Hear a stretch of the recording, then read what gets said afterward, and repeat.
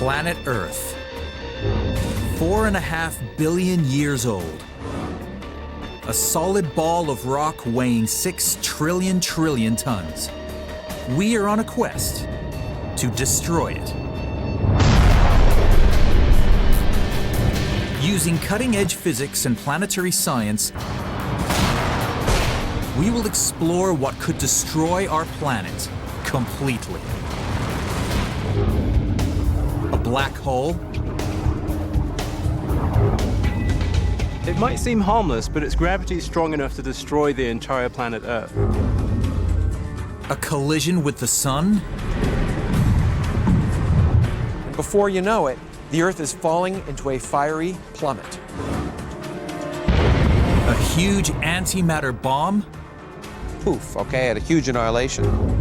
A giant rock from space? You wouldn't want to be standing here 50,000 years ago.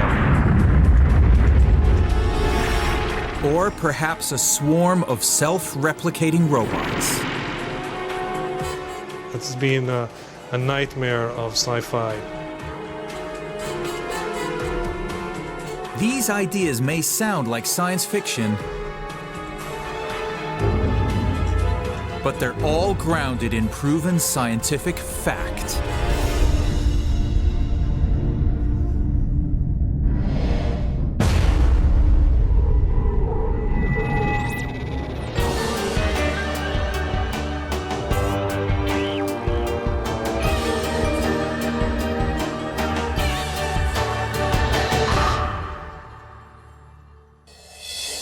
Our planet is seriously tough. It has survived everything a hostile universe could throw at it for 4.5 billion years. Yet in the past few decades, we have developed technologies so powerful that some people fear we could literally destroy the Earth. It's time to find out if they're right. 6 top scientists are about to reveal what it would really take to destroy an entire planet.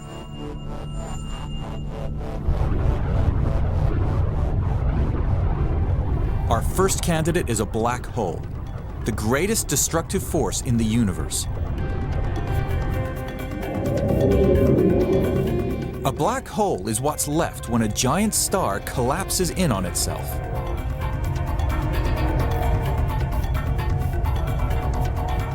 The result? Gravity so strong that nothing can escape, not even light.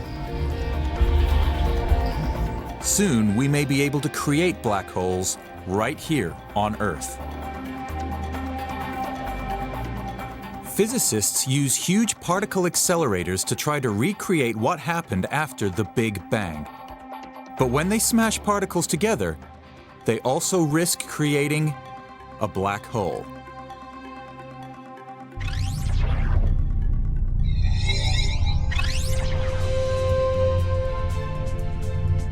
Think of a black hole as Niagara Falls, and the water going over like space getting sucked in. This unfortunate kayaker has gotten too close. Just like a star getting too close to a black hole. Dr. Phil Plait, astronomer and author. The water going over the lip of the waterfall is just like space itself falling into a black hole. If you're kayaking, no matter how fast you paddle, once you go over that lip, you're going down. That's the point of no return. And it's the same thing with a black hole. No matter how fast you try to get out, it's going to take you down. The gravity in a black hole is fundamentally different from the gravity we experience in normal life. Normal gravity you can escape from, at least in theory. Cosmologist and golfer Professor Lawrence Krauss. It's commonly said that what goes up must come down, but that's not always the case. For example, if I hit this golf ball here and I hit it well, it would go fairly far, but it would still come back down to Earth. If I hit it harder, it would go further and still come back down. But if I hit it with a speed of 5 miles per second, it would escape from the Earth's gravitational field.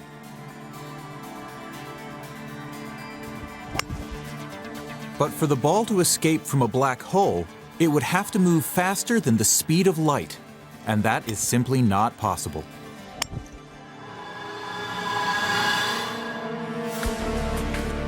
What goes into a black hole, planets, or even stars, never comes out.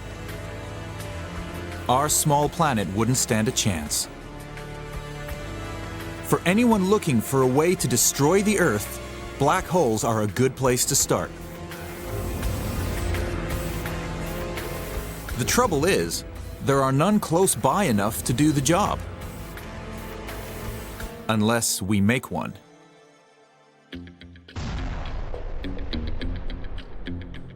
That's where the atom smashers come in. With a lot of math and a gigantic machine, physicists can now generate atom-sized explosions that may be powerful enough to create microscopic black holes.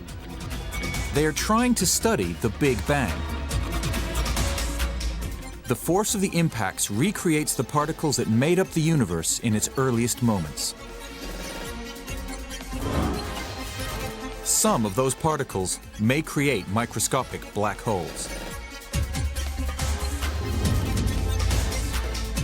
That doesn't mean our planet is doomed. In theory, black holes this small would just evaporate like tiny soap bubbles.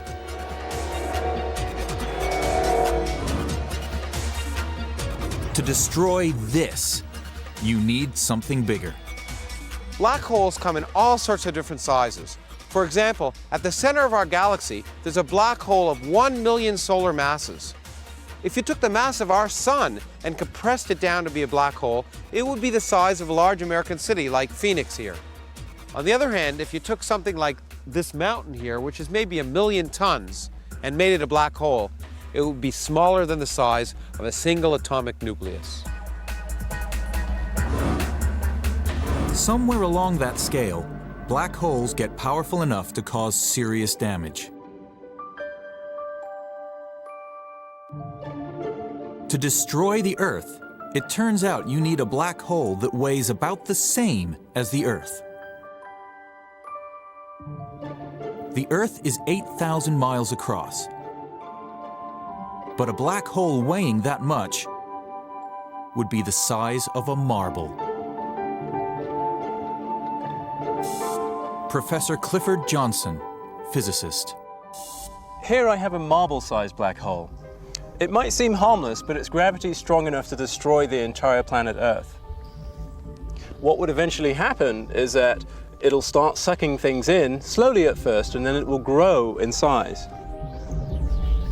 It will grow and grow and grow until it swallows the whole Earth.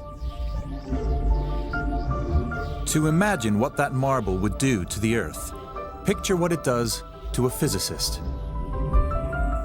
The gravity is much stronger on one side of an object closer to the black hole than it is on the other side of an object, producing an effect that's called spaghettification, as that object is stretched out and pulled apart as it falls into the black hole.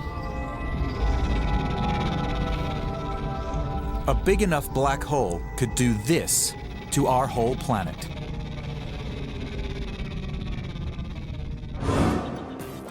There's no way even the most powerful atom smasher could make a black hole this big. To destroy the Earth, we need to find one ready-made.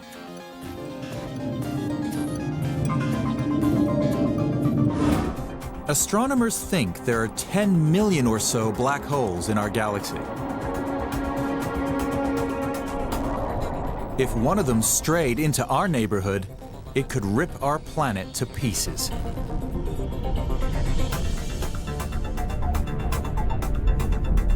Earthbound telescopes may not even detect it. Humans would only know it was approaching when its immense gravity triggers huge floods and earthquakes.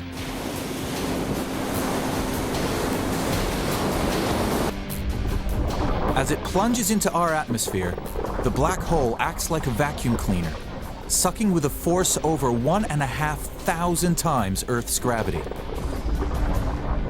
Then it begins to distort the shape of the whole planet. Earth's surface stretches and tears apart. Finally, the hole hits and flies straight on in, heating and vaporizing matter as it goes. It starts to orbit the Earth, inside the planet itself, all the time devouring everything in its path. Gradually, the orbit slows. The black hole spirals down into the Earth's core. Eventually, it eats the entire planet. All that's left is the black hole itself. It's a devastating end for planet Earth. But fortunately for us, it's unlikely ever to happen. If you want to destroy a planet, a black hole is a great way to do it. But the problem is, it depends on the kind of black hole.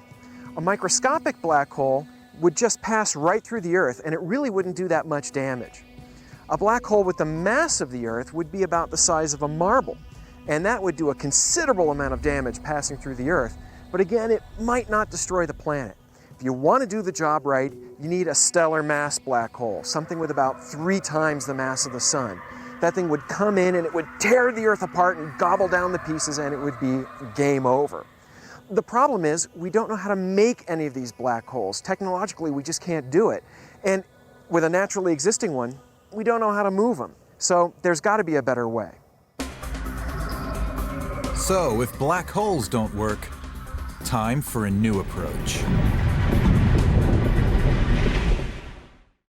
Discover the past with exclusive history documentaries and ad-free podcasts presented by world-renowned historians, all from History Hit. Watch them on your smart TV or on the go with your mobile device.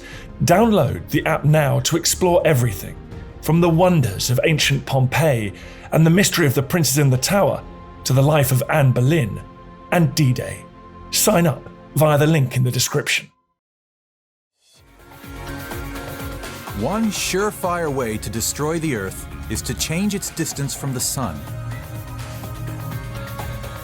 Move the planet closer and it bakes. Move it out and we freeze, sending us into another ice age.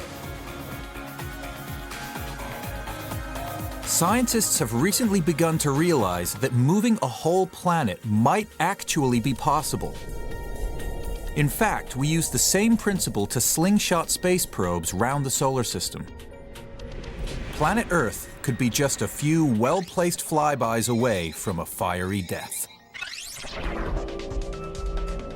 What would it take to incinerate an entire planet? Answer: a nuclear furnace nearly 1 million miles across. It sounds crazy, but the truth is this will happen. It's just a matter of time. As the sun gets older and older, it's going to actually get brighter and brighter. And within about 2 billion years, the Earth will be in an uninhabitable zone. It'll be like Venus. There'll be a runaway greenhouse effect. All the water on Earth will be destroyed, and the surface temperature will be about 1,000 degrees. Eventually, the sun will swell and scorch the Earth, unless we somehow move the Earth away from the sun to save it. Alternatively, if you were sufficiently evil, I suppose, you could imagine doing exactly the opposite. Harnessing sufficiently large objects to transfer gravitational energy to kick the Earth's orbit closer to the sun. Easy to say, not so easy to do. The Earth weighs in at 6 trillion tons. Pushing something that big is quite a challenge. But there is a way.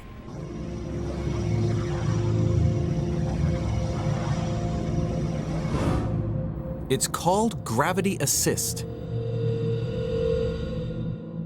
Space probe engineers use gravity assists all the time.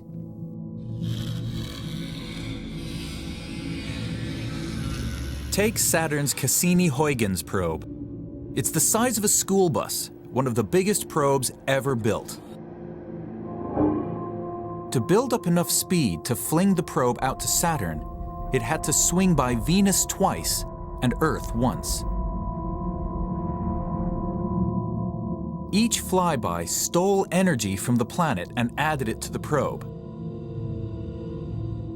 The probe got a lot faster by altering the planet's course just a little. The name of the game, we take a rock about a mile or two across and we move it so that it just passes the Earth the right way, and it'll steal energy away from the Earth. The asteroid will go flying off and the Earth will move in toward the Sun. But we shouldn't just waste the asteroid when we can recycle it. If we're clever, we can take the asteroid and have it go toward the planet Jupiter.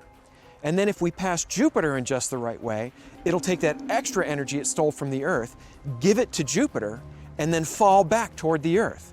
And if we aim everything just right, we get a conveyor belt of energy. We steal it from the Earth, give it to Jupiter, and then come right back. And in fact, we can use hundreds or even thousands of asteroids this way, continuously stealing Earth's energy and dumping it toward Jupiter. And before you know it, the Earth is falling into a fiery plummet. First, you need to catch an asteroid. It's as big as a mountain, and it's traveling around 10 miles a second. Next, you need to attach rockets and boost the asteroid onto the perfect course. Next, repeat, thousands and thousands of times. Very slowly, over thousands of years, the Earth will fall towards the Sun. Right now, we're just over 90 million miles away. By 70 million, the Earth is a superheated desert like Venus. Then things start to get really bad. As the Earth slowly spirals into the Sun, a series of events unfolds which unfortunately spells doom for our planet.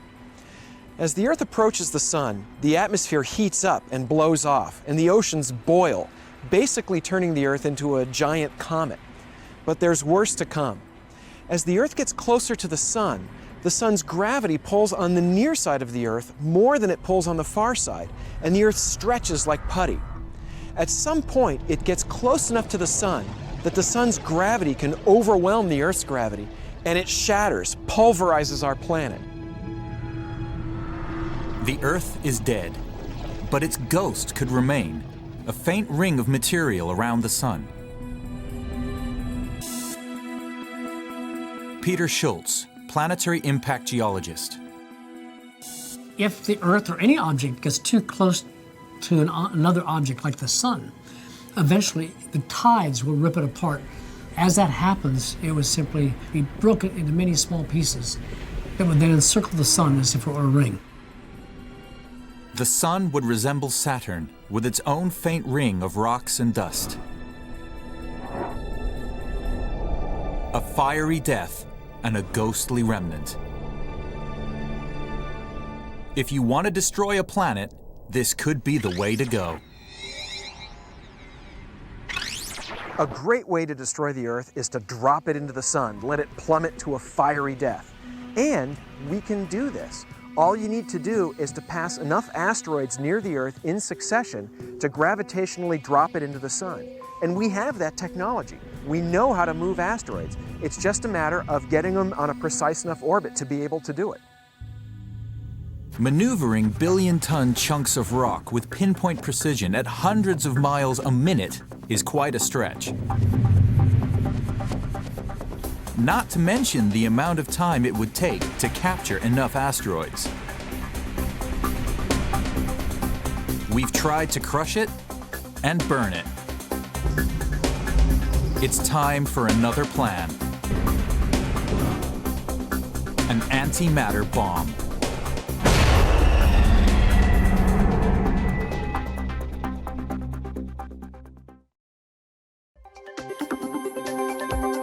Physicists have been searching for over a century for a theory that unites our understanding of the large-scale universe, planets, galaxies, and stars, with what we know of the subatomic world, electrons, protons, and quarks.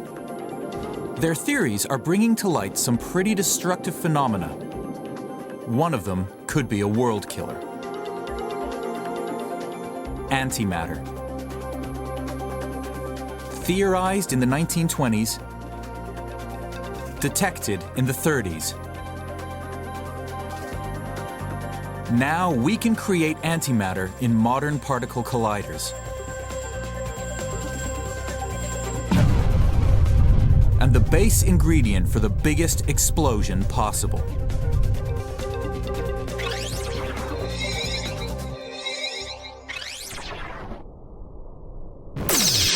Antimatter is the most explosive substance ever found. Pound for pound, it's far more powerful than even a hydrogen bomb.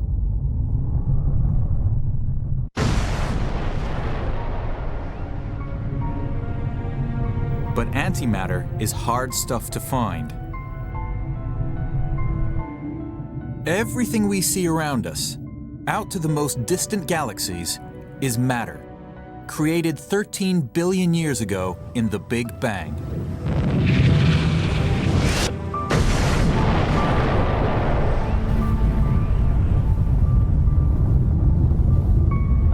It created antimatter too.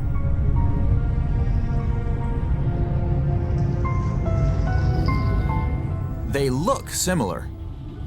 In fact, they are entirely opposite. Put them together, and they wipe each other out. Cosmologist Lawrence Krauss. Now I have a proton here, and anti-Krauss over there has an antiproton. And when we bring them together, we're going to make an incredible explosion. Okay, let's annihilate.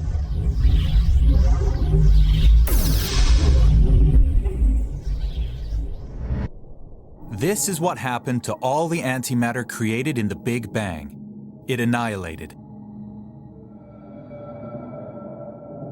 If we want to use some for a bomb, we need to make it ourselves.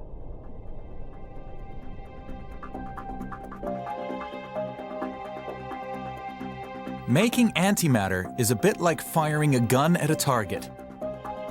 If I shoot a gun at a paper target, the paper that flies out of the target is like matter, and the hole that's left behind is the antimatter.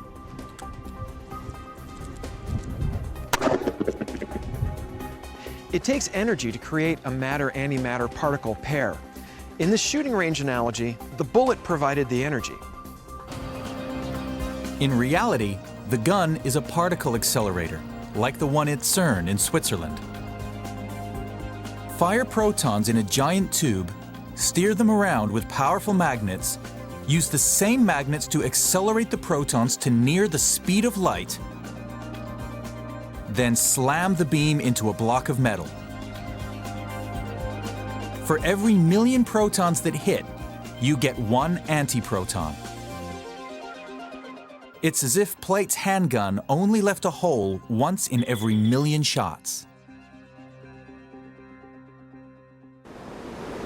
In an accelerator, you only get one particle-antiparticle pair out of every million collisions or so. And so it's really hard to find that one antimatter particle floating around. It's a lot like coming to Niagara Falls and trying to get that one particle out of all the mist. And that's why it's so hard to create antimatter on a large scale. Assuming we can obtain enough antimatter, the next challenge is to make it into a bomb.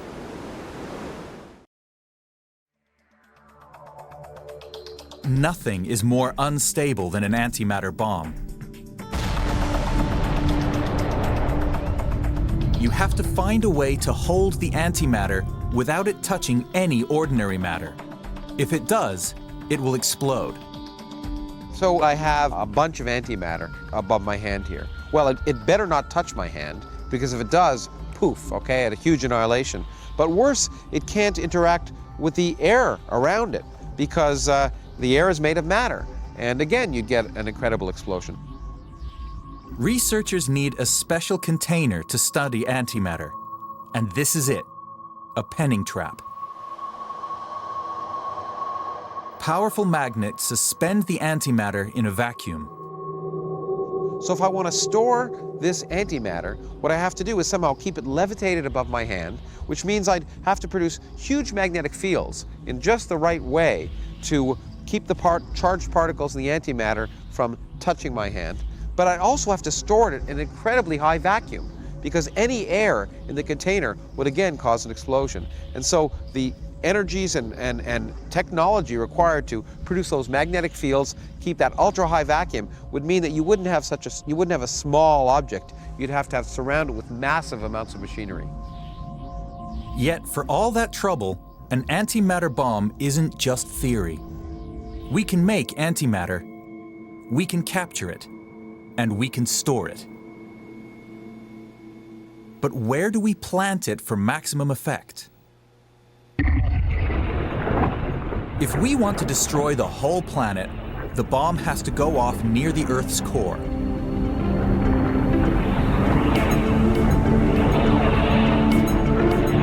That's nearly 4,000 miles straight down, further away than London from DC.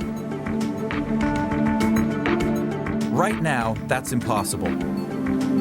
The deepest man-made borehole stops at just 7.5 miles. But what if we could? So far, mankind has managed to create a grand total of 20 nanograms of antimatter. That's 100 million times lighter than a dime in your pocket.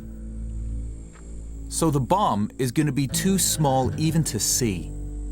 Well, 200 feet away in this test range in Arizona, we have the explosive equivalent of TNT. So let's see how big of a bang that makes.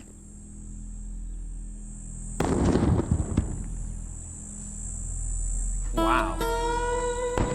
20 nanograms of antimatter makes quite a blast, but it's way short.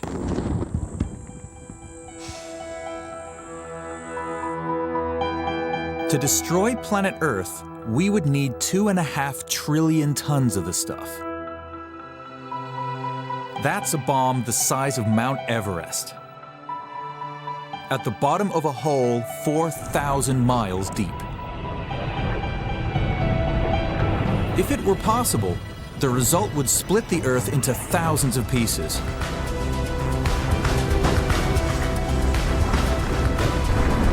With a powerful enough bomb, the pieces would fly out into space and are lost. With a slightly weaker bomb, the pieces fall back under the force of their own gravity, collapsing into a molten ball. An eerie echo of Earth's creation 4.5 billion years ago. It could happen, in theory, but there are a few technical details to iron out first. So what's the matter with antimatter? Well, if you're trying to destroy the Earth, it'll work, it'll do the job. The problem is you need about the energy that the sun puts out in an entire week. So it's a huge amount, and we just don't have the technology to create that right now. At the present rate of production, making the bomb would take more than the age of the universe. The other problem is getting it to the Earth. How do you do that? Well, you'd have to get it to the center of the Earth, and that means digging a hole several miles across and 4,000 miles deep. So in the end, don't think antimatter is probably the most efficient way of destroying the planet. So, as a way of destroying the Earth, maybe antimatter has some problems. But we know the next approach works, because it already happened once before in Earth's ancient past.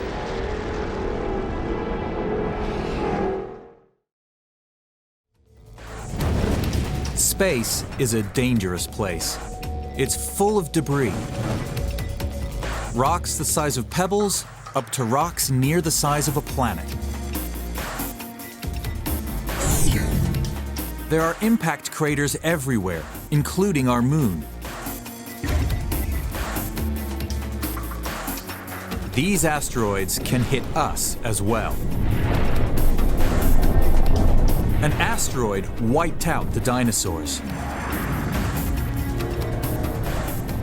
Maybe a bigger asteroid could destroy the planet entirely.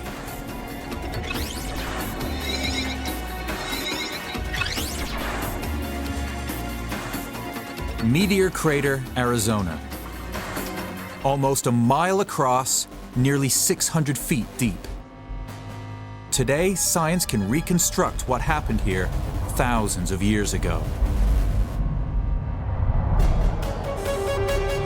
Dr. Dan Durda, planetary scientist. You wouldn't want to be standing here 50,000 years ago. This iron meteorite, about the size of a small office building or so, it's made out of stainless steel from space. It's about to strike the desert with an impact energy of somewhere between 1 and 10 megatons. And it's that energy that's going to excavate and open up this crater behind me, which is nearly a mile across. The impact ultimately devastated an area the size of New York City, with 600 times the power of the Hiroshima bomb. And that was small. 65 million years ago, a real monster struck. It was 6 miles across. Sat on the ground, it would outtop Everest by half a mile. The crater was over 100 miles wide. The impact wiped out the dinosaurs and destroyed most of life on Earth. An even bigger space rock could destroy the planet.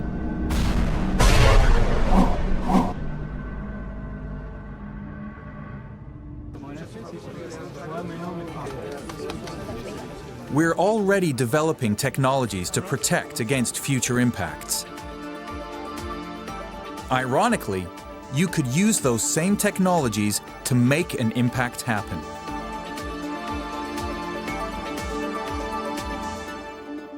One approach is to hover a space probe near the asteroid.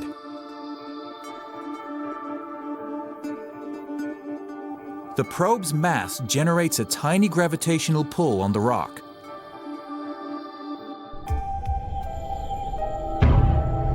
Over time, that can change the asteroid's course enough to miss the Earth, or to guarantee a hit. Another protection technology that we could use is a technique called solar sublimation. This diverts an asteroid or comet using nothing more than sunlight. To demonstrate the effect, Durda starts by building a homemade comet. Some fraction of near-Earth objects are comets, so let's examine what comets are made of. Let's actually make a comet.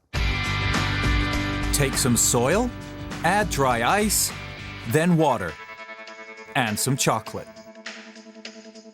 We'll put in a few percent of organic material into our comet. And of course, in the outermost solar system, there's a little bit of ammonia here and there. We'll let that be represented by this ammonia cleaner. Let's see if we can pack this up and make ourselves a little comet nucleus. A magnifying lens completes the apparatus. If one were to actually focus the light from the sun onto the surface, one could cause some of that water to vaporize away. And just like on this comet nucleus, the jetting action of those evaporating gases act a little bit like little artificial rocket motors attached to the object. And over time, they really do cause it to be pushed slightly off course. The power of sunlight alone is enough to divert a space rock onto a collision course with Earth. But solar sublimation may not be effective on an object big enough to pulverize our planet. To destroy the Earth, our space missile needs to be big. Like Mars big. We know this for certain because it's happened before. 4.5 billion years ago, a rock the size of Mars struck the Earth a glancing blow. The impact debris created the Moon. If it had hit head-on, none of us would be here. We've come here to the vertical gun range at NASA Ames in California for proof. This 12-foot gun fires beads up to 4 miles per second, 6 times faster than a rifle bullet. Professor Peter Schultz, a planetary impact geologist, uses the gun to simulate a Mars-sized object, represented by this small projectile, hitting our planet head-on. The Space Environment Chamber is ready. Schultz makes his final adjustments. But will our scale model Earth break apart completely?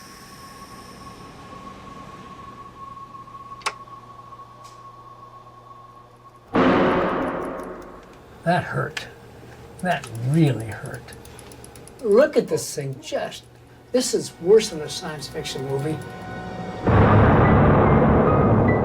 That's just glorious disaster. There's nothing left.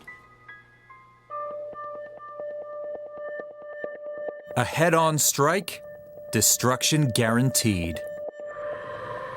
So the things that destroy an object is going to be a combination of the size of the object, the speed of the object, and the angle. The lower the angle, the less likely it'll completely bust it apart. So to really destroy the Earth, you need something that's humongous and needs to hit straight on. Now we know what it takes to use an impact to destroy planet Earth. Asteroids and comets are just too small. We need to move something the size of a planet onto a collision course. That's a level of technology we won't be reaching anytime soon. Now, we can move asteroids around and we can move comets around, but those are only a few miles across. The problem here is that we need something really big. Mars is about 1/3 of the size of the Earth, and even that hitting the Earth won't destroy it. We would need something almost as big as the Earth itself, something like Venus. And even then, we just don't have the technology to be able to move something that big with that kind of precision to aim it at the Earth and blow it up. Destroying the Earth with a space rock just isn't gonna happen. Perhaps the killer punch won't come from space, but from right here on Earth.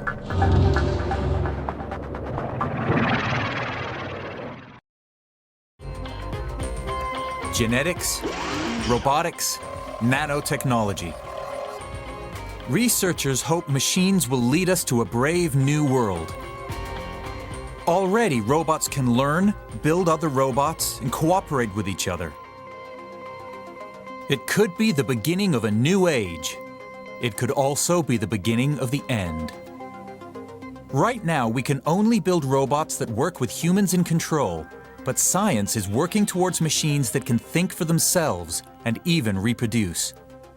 Robots that can make copies of themselves without human control could one day take over the world.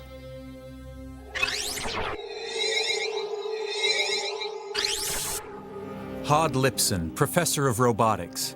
Lipson is a pioneer in robot replication. If this robot could make another robot identical to itself, and then those two robots can make 4 robots and so forth, these robots could fill up a space such as this here fairly quickly. Once the first replicate is made, there's no stopping the process. But first, we've got to make them.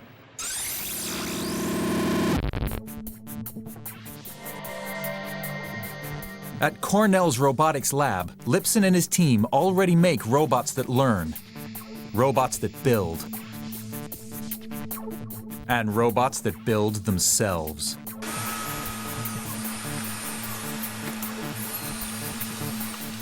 This is the world's first self-replicating robot. Supply it with building blocks and it assembles them to make a copy of itself. It needs Lipson and his lab techs to keep it stocked with plastic cubes. So this robot is pretty benign. To destroy the Earth, we need to develop robots that use smaller blocks and eventually individual atoms.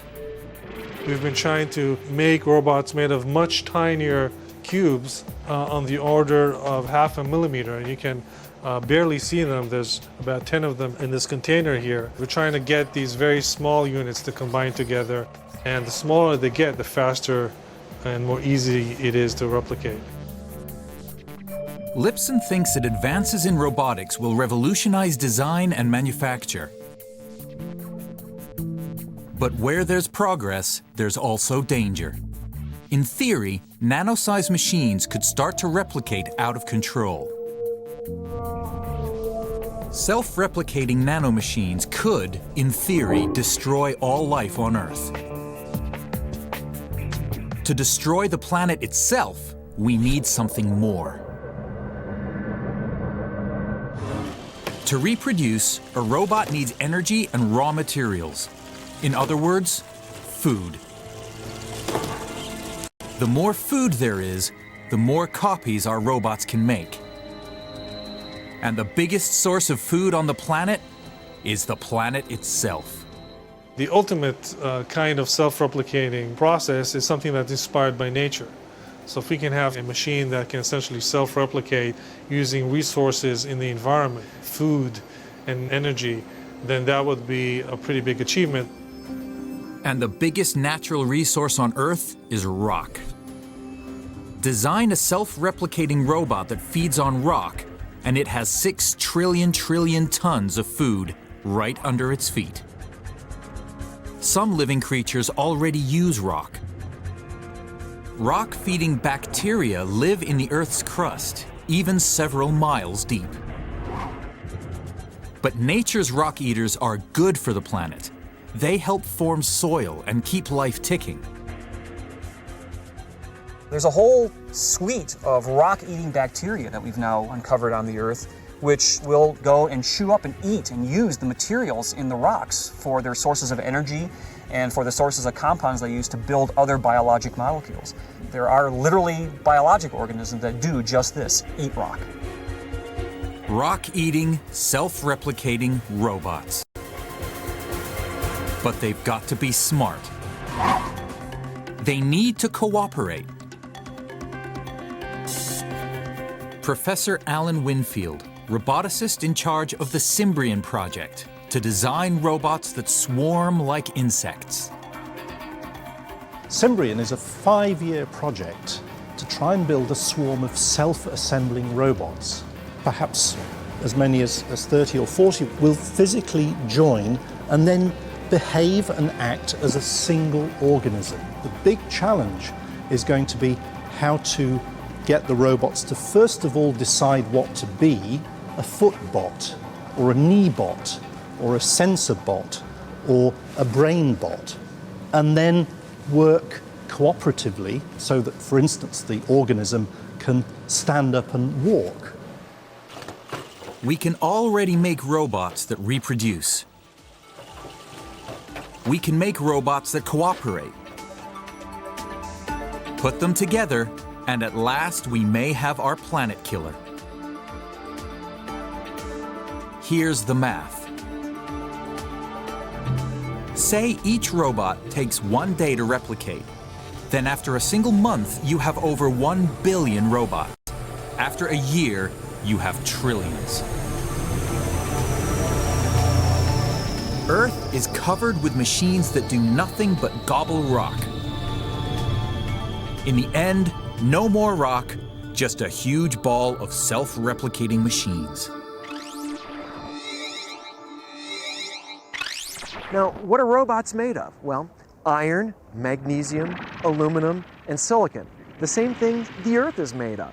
And so all you have to do is create one of these self-replicating robots and let it out into the wild. It'll make a zillion copies of itself, and they will consume the Earth, and eventually there'll be nothing left. Success at last? Perhaps not. In our quest to destroy the planet, we've tried devouring it, incinerating it, pulverizing it, blowing it up, and breaking it down. Planet Earth is a proven survivor. It has taken everything the universe can throw at it for 4.5 billion years. And one thing is certain: we're still here.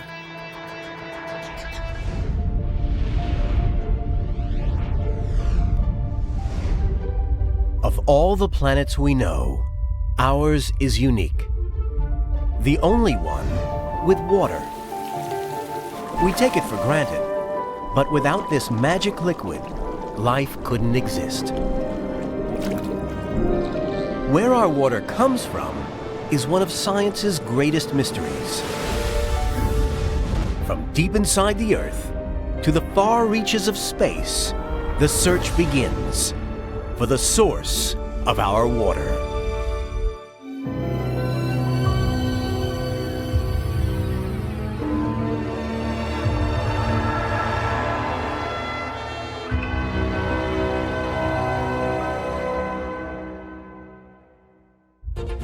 Earth is the only planet in the solar system with liquid water.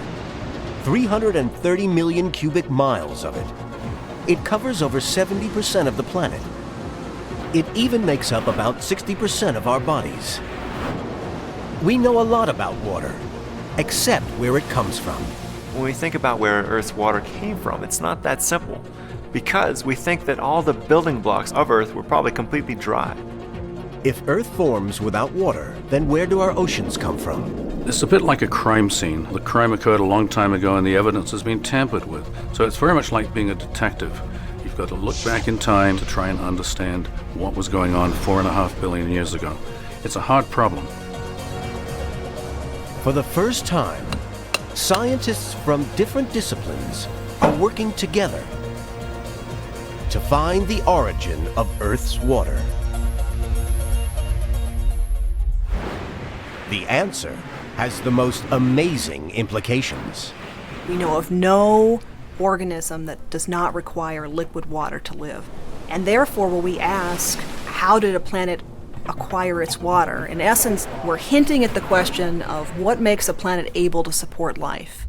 In order to unravel this mystery, we must go back in time and look for clues at the birth of the solar system.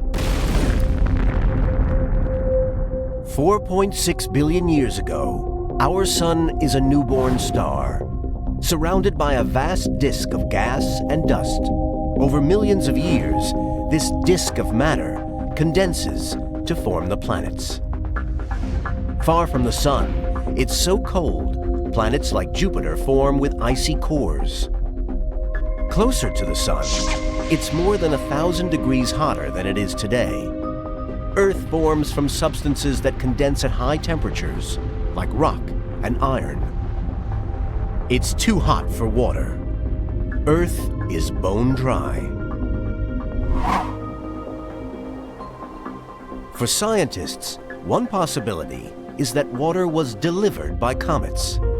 From the frozen wastes of our outer solar system, they're mostly ice.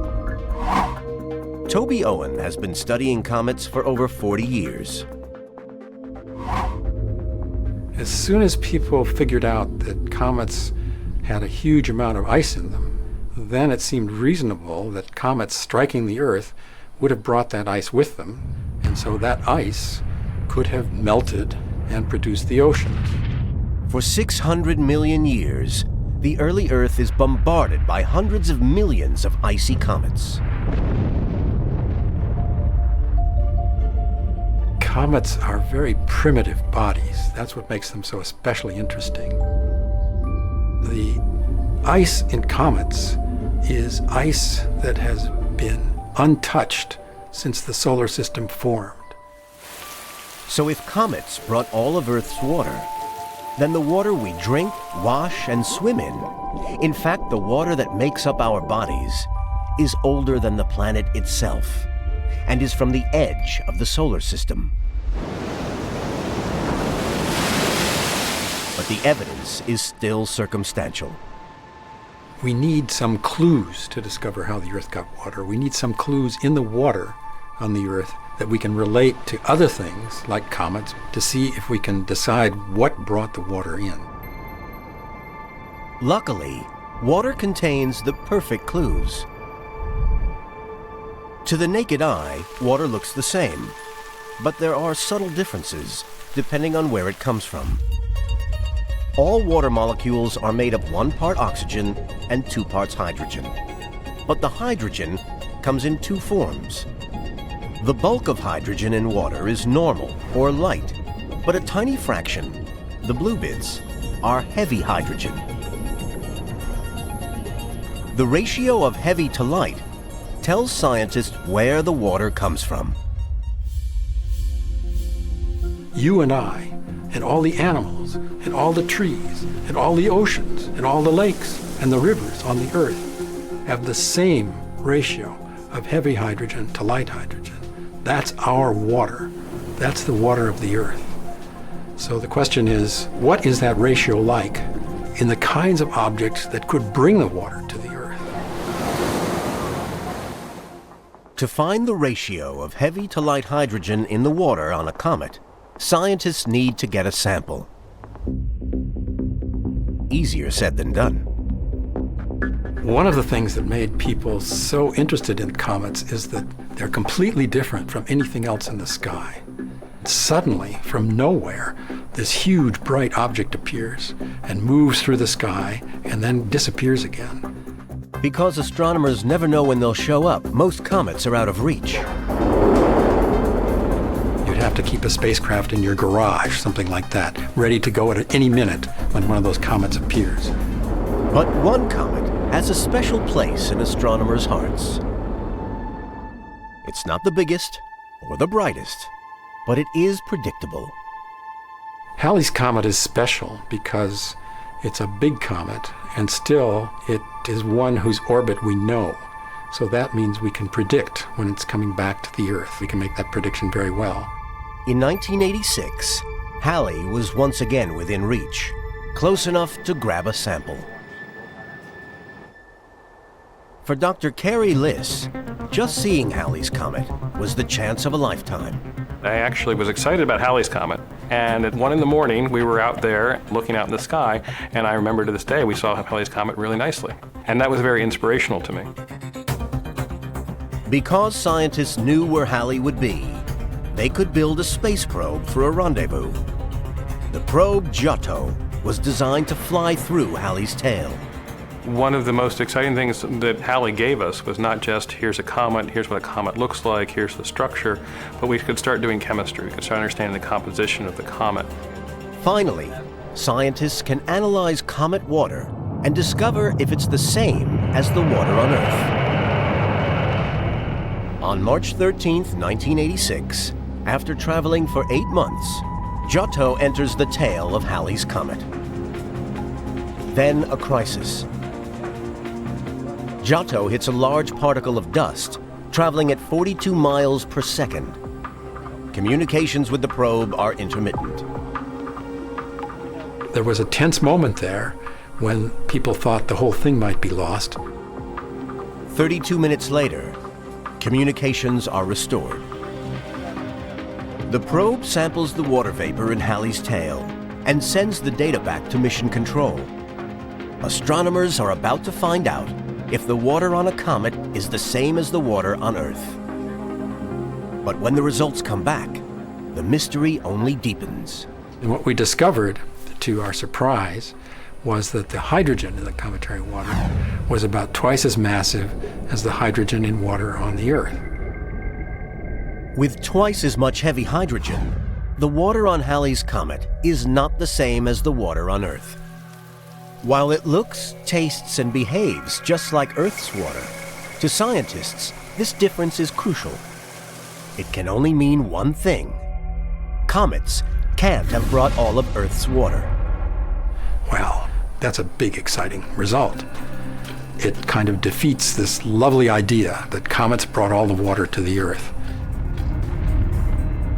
In terms of did comets bring water to the Earth, it was a revolution and a change. And that's pretty exciting.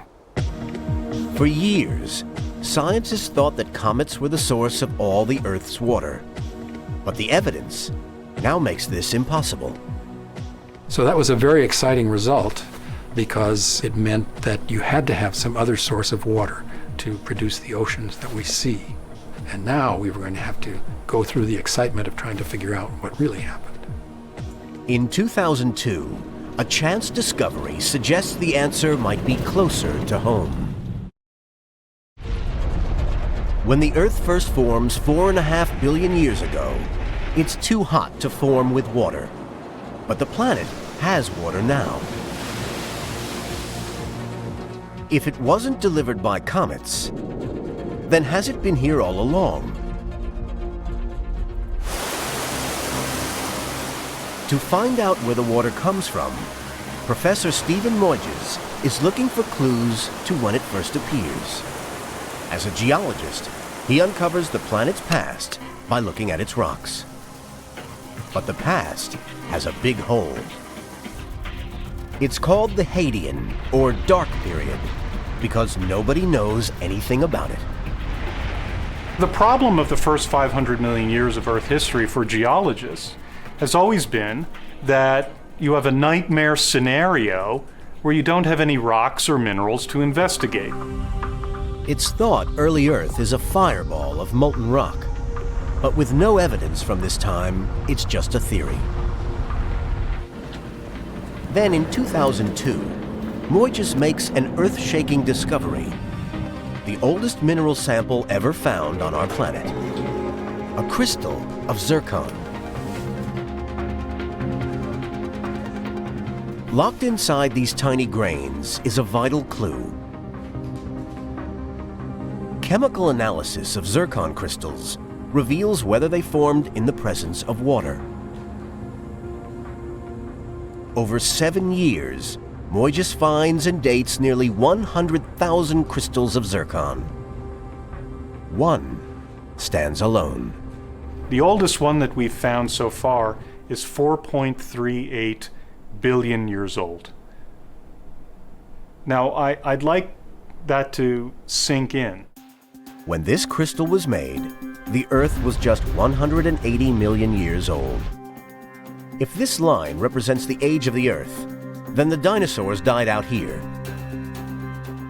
Rewind about 4 billion years to the end of the Dark Period. The zircon crystal was formed here. We're talking about time spans that are beyond comprehension. So for instance, in this rock here, there are zircon crystals that are 1/3 of the age of the universe. So these things have been around for almost as long as the Earth has been a planet. Talk about time capsules. Analysis shows this 4.4 billion year old zircon crystal forms in liquid water. Rather than a dry planet, the crystal reveals that early Earth already has water on its surface. When we made the discovery, that was very, very exciting because it wasn't fulfilling a hunch, it was true discovery. We didn't know what we would find. For years, scientists thought that planet Earth forms dry. Moyges' discovery means that theory is wrong. Professor Mike Drake is searching for a new theory about how the early Earth forms wet. Now, zircons tell you for sure when liquid water had to be present, and that's at about 4.4 billion years ago. And all of a sudden, we don't know where it came from. We've suddenly got a major problem. We have to seriously consider the possibility that water was present in the building blocks of the planet as it formed. But how could water exist in the building blocks if the blocks were boiling hot? The answer requires another step back in time. I finally went back to what the system looked like 4.5 billion years ago before there were any planets, and realized we had these fine grains of dust embedded in a sea of hydrogen and helium and oxygen, and some of the hydrogen and oxygen reacted to make water. So we basically had dust surrounded by water. Over millions of years, the dust and gas condenses to form the planets in the solar system. Far from the Sun, Jupiter and Saturn form with icy cores. But ice isn't the only way planets can lock in water. Further in, where it's too hot for ice, water can be locked into rocks, as this mineral demonstrates. If you look at it looks really dry. If you touch it with your fingers, it's really dry. But heat unlocks its secret. And now you can start to see it's really boiling up into little balls of water. There's a huge amount of water coming off of this mineral. So a perfectly dry-looking mineral can contain a huge amount of water. When the solar system first forms, the massive cloud of gas and dust traps the heat of the young sun. Where Earth forms, it's well over 1,000 degrees Fahrenheit. Too hot for such water-bearing rocks to form and build the planet. Yet soon after its creation, Earth manages to get water. Drake asks himself a new question. What if the early Earth traps water another way? A way nobody ever imagined. One day I was drinking a nice cold drink, and I looked at the glass, and it had condensation on the outside of it, like this one does. You can see the water vapor on the inside if I run my finger around it. And I wondered if the same kind of process could have occurred in the disk around the sun 4.5 billion years ago. Could water have condensed out onto grains, much like it has onto this cold glass? It's completely different to water-bearing rocks. If water vapor sticks to the grains of dust that build the planet, they could be the source of the oceans. An entirely new way for planets to form with water. He tests the theory with one of the main ingredients of planet Earth.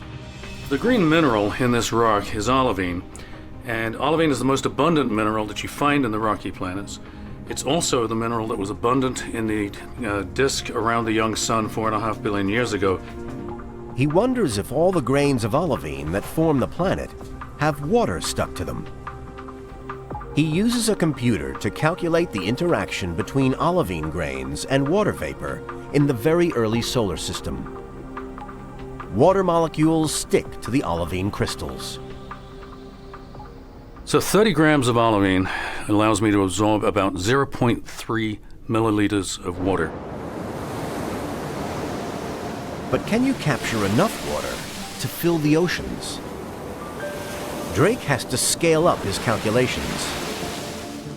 How much water could stick to an Earth-sized pile of olivine grains? Frankly, when we started these calculations, we didn't have a clue about how much water we could absorb.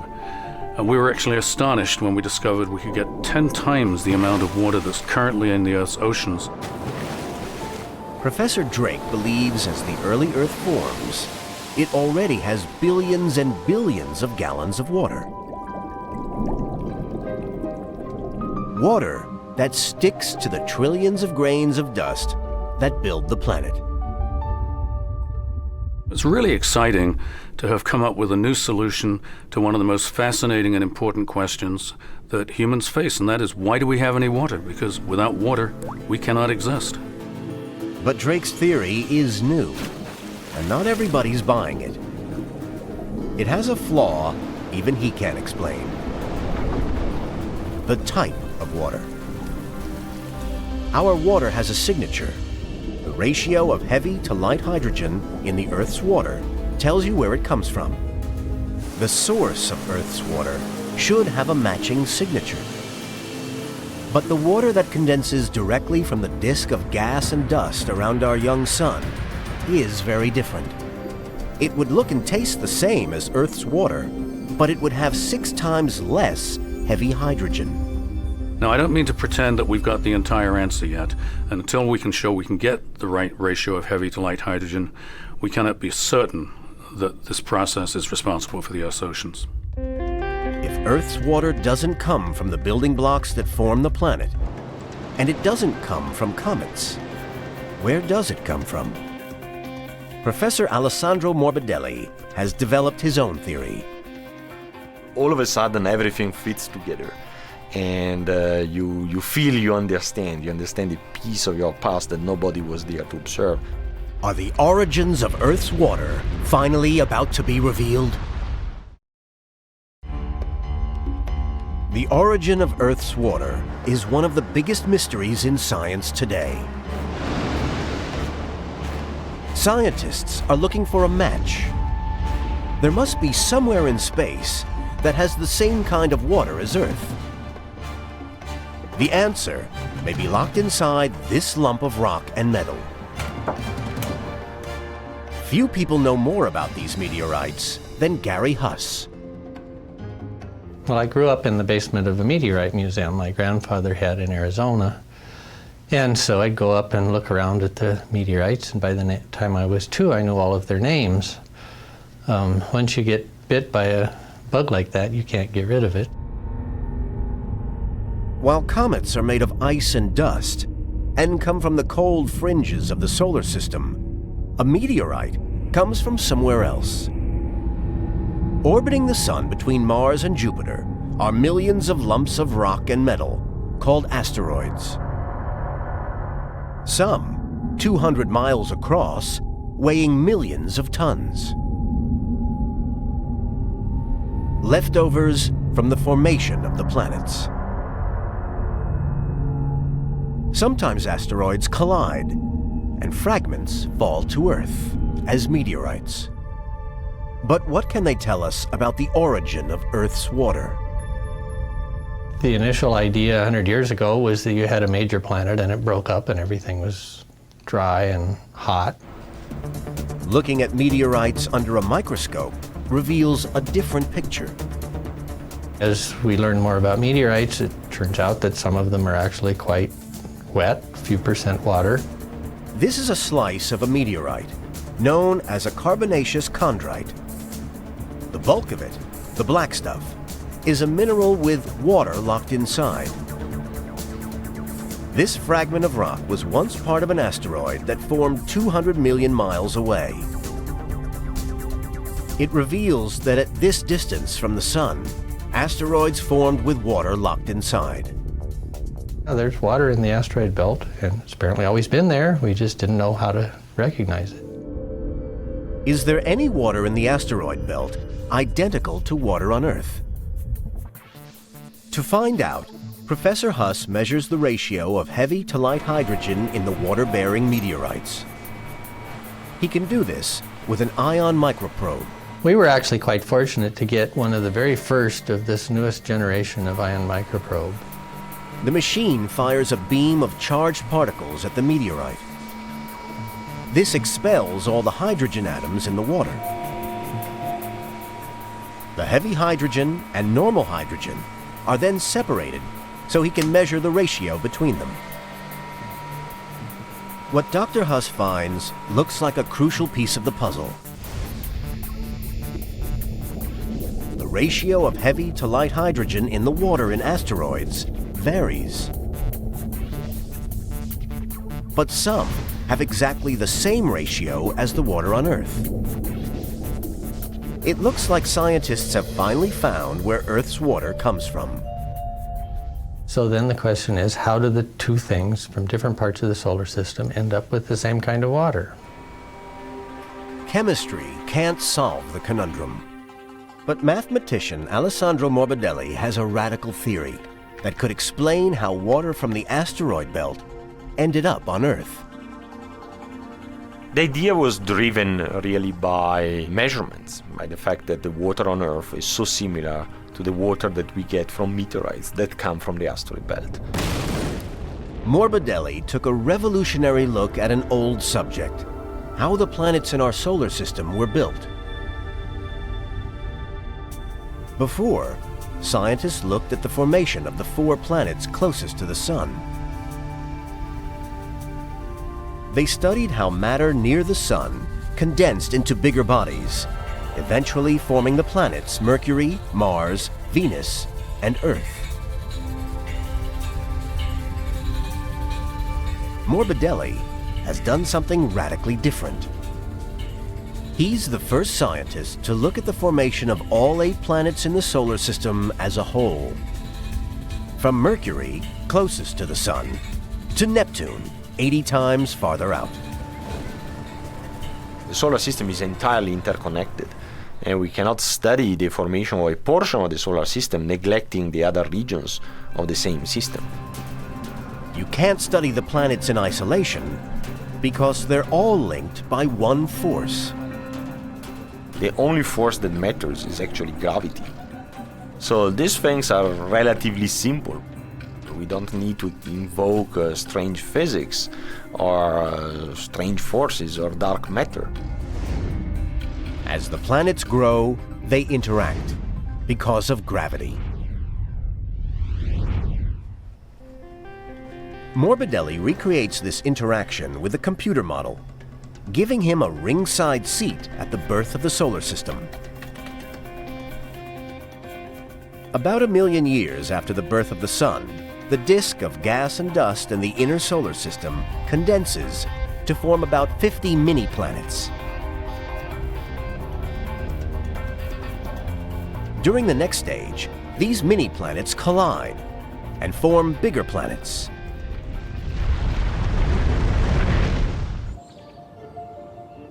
This demonstration shows what happens. The oranges represent mini-planets near the Sun. It's too hot for them to form with water trapped inside. As you move out, it gets colder. 230 million miles from the Sun, it's cool enough for mini-planets to form with water-bearing rocks. Green vegetables represent mini-planets with water. The Earth eventually will have to form in this region, so in a region which is very hot, where nominally there should be no water. If you look at the mini-planets close to the Sun, Earth forms from local material. The mini-planets orbit around the Sun on trajectories which are almost parallel, like this. Mini-planets collide to form the Earth. It forms from dry material. But in this case, the Earth, because it formed from mini-planets which were dry, will also be very dry. Luckily for us, this is not what happened, so we need to revise our model. Because Morbidelli looks at the solar system as a whole, the whole scenario changes. Enter a new player,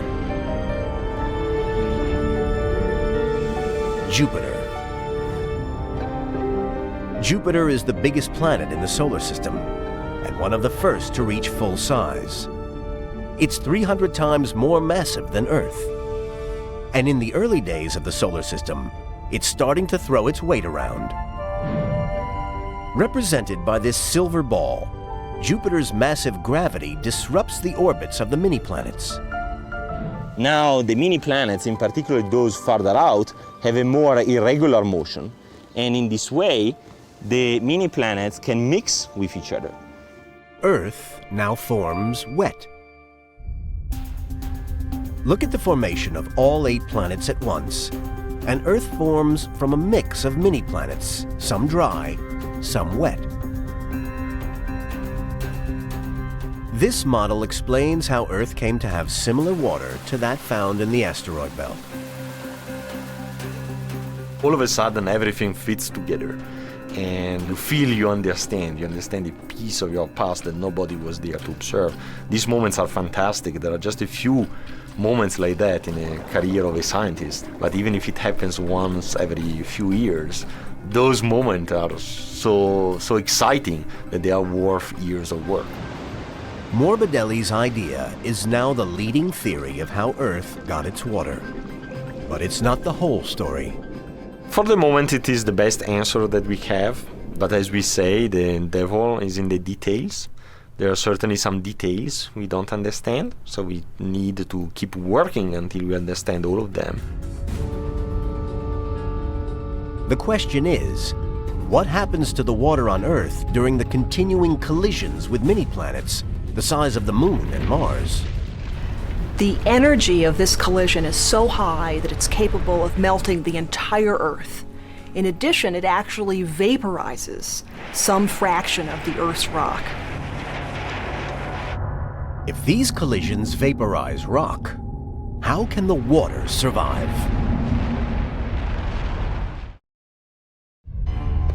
The origin of Earth's water remains unclear. Scientists have theories that can get the water to Earth, but can they keep it here? The final stage of Earth's formation is a series of cataclysmic collisions. Can water survive the process? The answer is in the night sky. Robin Canup has been working on the formation of the moon for 13 years. I think people are particularly fascinated by our moon because it's been our companion throughout all of human history and throughout all of the Earth's history. Every human that has lived has gazed upon the same moon. The moon was formed by a collision between the early Earth and a mini-planet. The leading idea for how the moon formed is known as the giant impact theory. Just as the Earth was finishing its formation, the Earth experienced a collision with another planet-sized object, something that was smaller than the Earth, but still comparable to the current planet Mars in its size. So this was an enormous collision. The last of several giant collisions between mini-planets that form the Earth. Why does this collision result in a dry moon and not a bigger Earth? Robin has developed a computer model to find out. The key turns out to be the angle of impact. When this collision first comes in, it's at an oblique angle. The impacting planet is sheared apart into this long arm of debris that then wraps around the Earth to form a disk. In no more than the span of a human lifetime, the disk of debris condenses and forms the moon. So why isn't the moon wet? If you distribute that rock out into a disk around the Earth so that the disk is very spread out and there's a lot of surface area over which that rock can lose its water, then the water will tend to evaporate and be lost. The model explains why the moon is dry, but it doesn't explain what happens to the water on Earth. The moon-forming impact is an event of such a scale that it's almost difficult to comprehend. If you've ever visited a volcano and seen the molten lava coming out of the Earth, that's what we mean by molten rock. That would have been the coolest material on the Earth after this impact. If you continue to heat that material even more, it will eventually actually vaporize. The moon-forming impact was energetic enough to do both. These cataclysmic impacts should have driven off any water on Earth. The impact occurred about 4.5 billion years ago. And as this is the last cataclysmic collision that planet Earth suffers, the date is vital. Professor Moiges' zircons reveals Earth has water 4.4 billion years ago, very soon after the collision that formed the moon. If the collision had blasted Earth's water into space, where did the water in the zircons come from?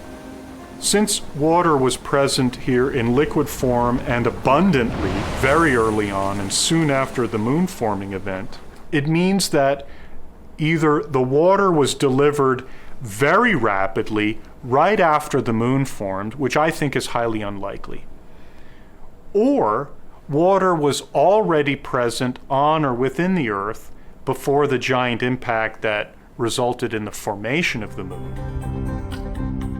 So the Earth's water survives this last cataclysmic process of planet formation. But how? Professor Drake thinks the water has been here from the start. He has a theory about how it survives. So the collision of a Mars-sized object with the Earth is an incredibly violent event. It'll melt the Earth.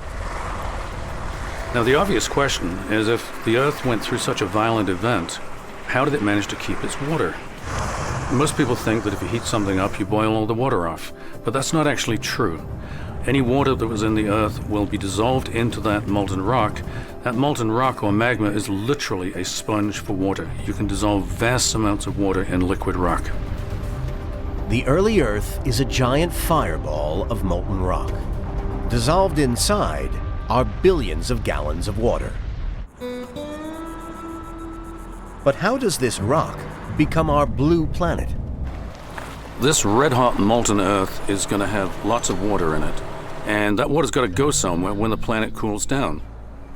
The rocks in this Arizona desert reveal what happens as the cooling rocks solidify. Rock that crystallizes deep inside the planet will have the water kept in the minerals that crystallize. Here we have some micas. This happens to be a granite.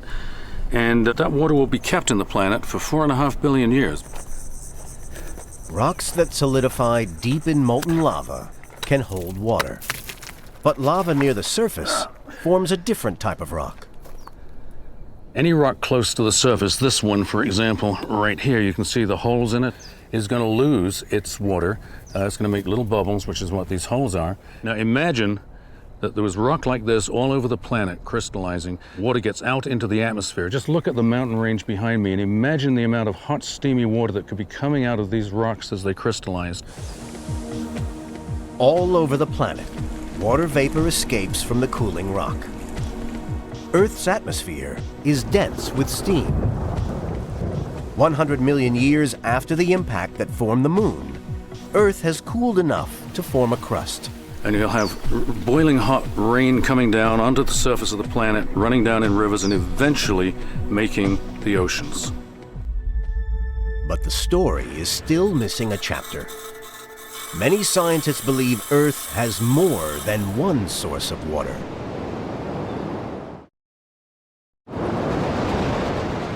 Where did all of Earth's water come from?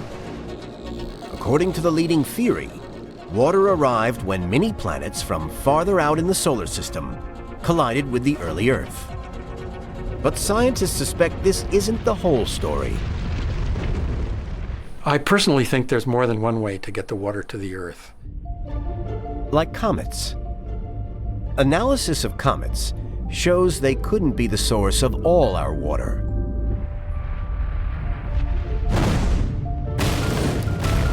We can be pretty sure that comets must have brought in some of the water, because we know comets must have hit the Earth. But the question is, how much? What is the fraction that they contributed? The solar system may have furnished another source of water. We've been hit by comets and asteroids, and some of the water may have come from there. But for me, it's a no-brainer. At least some, if not most, of Earth's water had to come from absorption of water under grains before the planet ever formed. But did these different sources bring enough water to Earth to support life? It's now impossible to work out how much of Earth's water comes from which source, because the water has been mixing for over 4 billion years. And over all that time, Earth's water has not only mixed, but changed. The Earth's oceans basically have gone through a lot of processes since the Earth formed. There's rain and snow, and all of these things have caused the composition of the water to change a little bit. By how much the water has changed, nobody knows. But there's a place where we might find out. A volcanic island chain in the middle of the Pacific. On the Big Island, Hawaii, Dr. Gary Huss is searching for the oldest water on Earth. The Hawaiian Islands volcano is basically what's known as a hot spot. A place where lava steadily oozes from the Earth. The rocks that we're standing on in the Hawaiian Islands come from the very deepest part of the mantle of the Earth, thousands of miles below the surface. And it provides us a sample of material we could never get any other way. When he looks at water locked in rocks drilled on Hawaii, Huss is actually looking at water from the middle of the Earth. Water unchanged since day one. If you want to look at what the composition of the water on Earth is at the time that the Earth formed, this is about the only place you can look. Can Huss find evidence that there's primordial water deep inside the planet? Oh, it's one of these guys? Oh, that's neat. His approach is unprecedented, and early results suggest he might be onto something. Well, this is good. This is a great sample for your purpose. When we first found the hints, we definitely got excited about it. It does look like the water from deep in the Earth is different from the oceans, and it's different significantly. So different, it could be primordial water, untouched since the birth of the planet. This research could ultimately deliver extraordinary answers to the question of the origin of Earth's water. And Hawaii isn't the only test site. The team is also sampling water from another hotspot, Iceland. If we can nail this down for, say, the Hawaiian volcano, and then we can go to the Iceland hotspot and we get a different answer. Not only now do we have differences between the deep water and the surface water, we've got differences between a volcano on this side of the Earth and a volcano on that side of the Earth. There may be evidence for more than one source at this point. One day, deep inside the planet, they may find reservoirs of primordial water different from each other. Such a discovery would mean one thing: our water must have different origins. The implications are profound. For years, astronomers have been working toward one goal: scouring the skies in search of another planet like Earth. A rocky planet, just the right size and just the right temperature for liquid water and life. We know now of 250 other systems that have planets in them, and we haven't found an Earth yet. Billions of systems are yet to be explored, so the numbers are on your side if you're looking for another Earth. We have 100 billion stars in our galaxy. Of them, we think about 10%, so 1 in 10 is a sun-like star. And we think that maybe 1 in 10 of those stars has planets. So that's about 1 billion stars in our own galaxy we think would have an Earth-like planet in it. Now, whether it has water on it is a different story. Do any Earth-like planets out there have water? Could any support life? Today's telescopes can't answer that question, but computer models can. Dr. Sean Raymond has devised one. We take our cues from observers. So with telescopes, people go out and find giant planets orbiting other stars. Then we take the orbits of those giant planets and try to figure out, in that system, could you still form a planet like Earth? Raymond's computer model shows as planetary systems form around stars, some Earth-like planets end up with water. We're modeling the formation of a planetary system here. All this red stuff is dry, the blue stuff is wet. He starts with lots of mini-planets. Far from their sun, the blue ones have water. Closer in, where it's hotter, the red ones form dry. As the planets form, they start to cool. Like Earth, any planet warm enough to have water must orbit in the dry zone. This guy right here is going to end up being a pretty good Earth analog. The model shows how wet mini-planets from further out are pulled in to collide with a mini-planet in the dry zone, like Earth.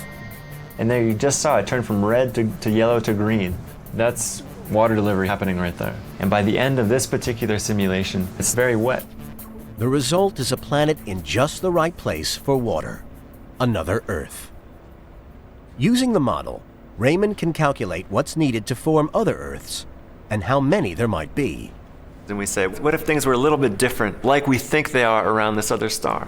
How would that affect the formation of planets like Earth, and how would it affect water delivery to those planets? If Earth's water was delivered in more than one way, via comets, and with water as one of its initial ingredients, suddenly, the chances of finding an Earth-like planet with liquid water have just shot up. So too have the chances of finding alien life. This is a big deal because are we alone in the universe, right? No one knows for sure. Everyone's excited about life on other planets. And what we're doing is one step towards trying to find life on those planets. It's really cool. I mean, it's very exciting. And because scientists now think planets can get water more than one way, they're more confident than ever about the answer. When people ask me if there's life out there, I say yes. And is there life like we know it, with a rocky planet where water has been brought to it? I think the answer again would be yes. So by finding out how Earth got its water, we can find out how likely it is that out there somewhere, maybe millions of light years away, there are other alien forms of life. Of all the world's drinking water, 1/5 is stored in one place, the Great Lakes. They're so big, they're like inland seas. So vast, they make their own weather. Without them, a large part of North America would be arid. They're filled with enough water to flood the continental United States 9 feet deep. But water levels are changing dramatically. To understand where the waters are going, you have to know where they came from and unlock the mysteries behind the Great Lakes.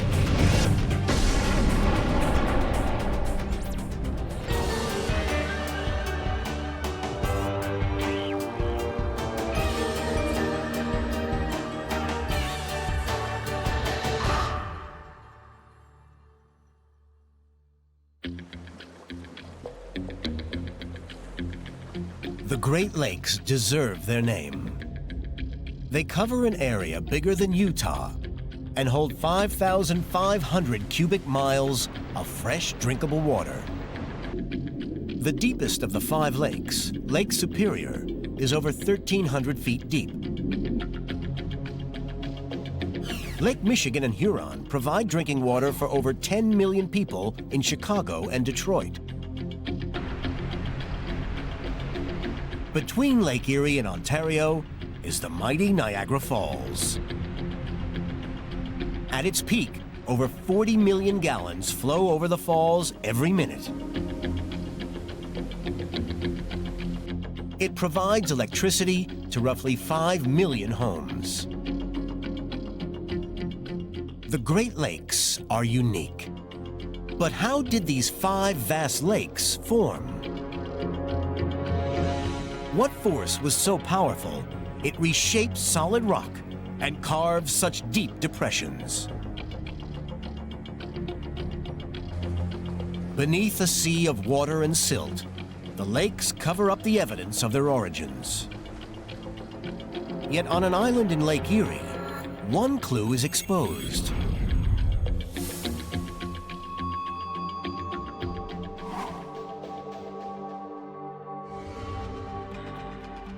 Kelly's Island sits on ancient rock.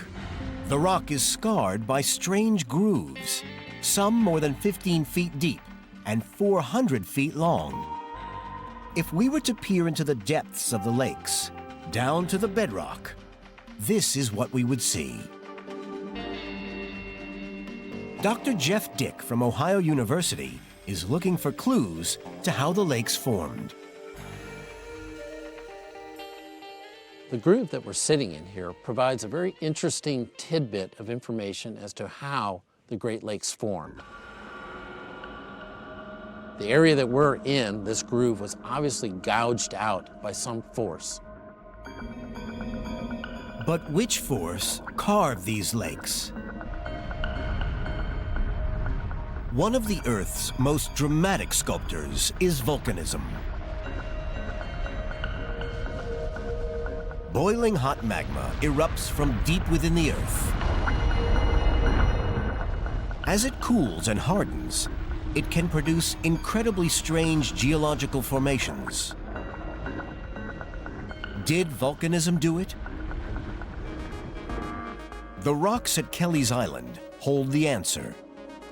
Tiny coral fossils. When rock melts, the fossil record is usually destroyed.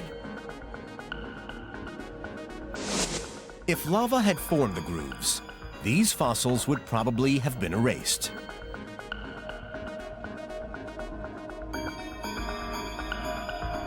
The next suspect is water.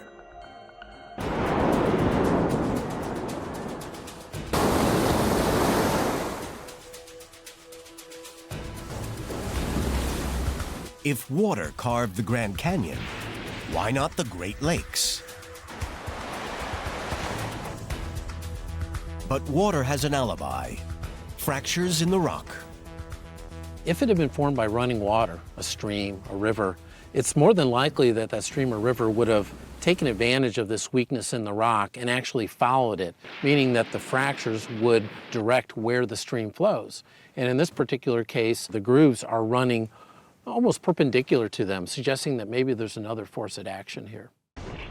So if volcanism and running water didn't shape the grooves, what did?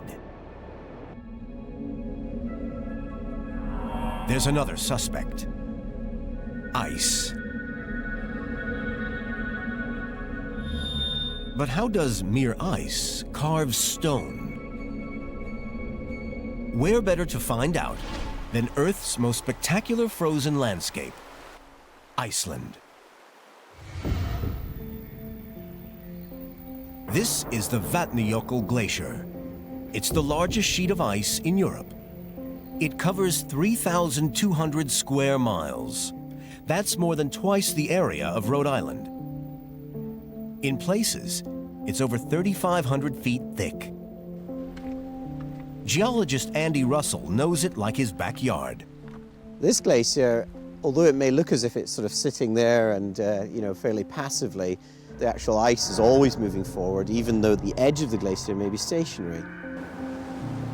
This time-lapse footage shows the glacier's movement speeded up hundreds of times. Behind the leading edge, the ice moves up to 3 feet per day with a heavy step. A glacier a mile thick exerts about 2,000 pounds of pressure per square inch. That's the weight of 115 cars on 1 square foot of land. For all its bulk, ice isn't as tough as it looks. To cut into solid rock and form the basins of the Great Lakes, ice needs another ingredient. Andy Russell demonstrates. I shall take a bit of ice, which has a smooth surface, and we'll drag it across this tin foil. Really, there's very little damage to the tin foil. So we'll now move on to the dirty ice. Dirty ice is embedded with small rocks and stones. We can see it's got all this grit on it, and we're going to see what it does to the tin foil. The tin foil's been shredded. That's how a glacier does damage. As it travels, the glacier picks up stones and rocks. The weight of the ice holds them against bedrock. Then the moving mass scours the land like a huge sheet of sandpaper. When the glacier finally melts, it leaves behind a vast depression filled with glacial meltwater. Normally, it's impossible to see glacial erosion in action. The process is hidden beneath a blanket of solid ice. But here in Iceland, the base of the glacier is exposed. It shows Russell just how ice grinds through solid rock and explains how ice could carve the Great Lakes. We've got layers of ice, which you can see in here, mixed with layers of debris, or dirt, here and also here, and obviously this big bit of rock here, this boulder. The boulder tells us several things. All these little scratches crisscrossing, and the fact that this surface here is extremely flat tells me that that boulder's actually been at the glacier bed. It's been held in the ice, and then it's been ground against the bedrock. This glacier is melting, and as it melts, it drops its load. Iceland is littered with thousands of dropped rocks. It's this action of rock grinding against bedrock that may have gouged out the strange grooves on Kelly's Island. But where's the proof that a giant glacier passed over the Great Lakes area?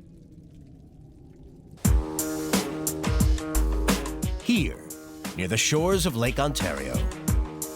Scientists call this an erratic boulder, meaning it doesn't belong here. This giant boulder is made from granite, a type of rock not found within 100 miles of this area.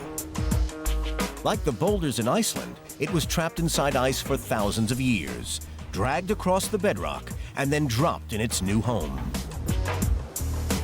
The glacier that moved the boulder must have been enormous. The proof again lies in the rock of Kelly's Island. From the chemical makeup of microscopic fossil shells, scientists can tell the water was once much colder, Tiny clues lead to a vast conclusion. A glacier up to 2 miles thick covered most of Canada and a large part of the US.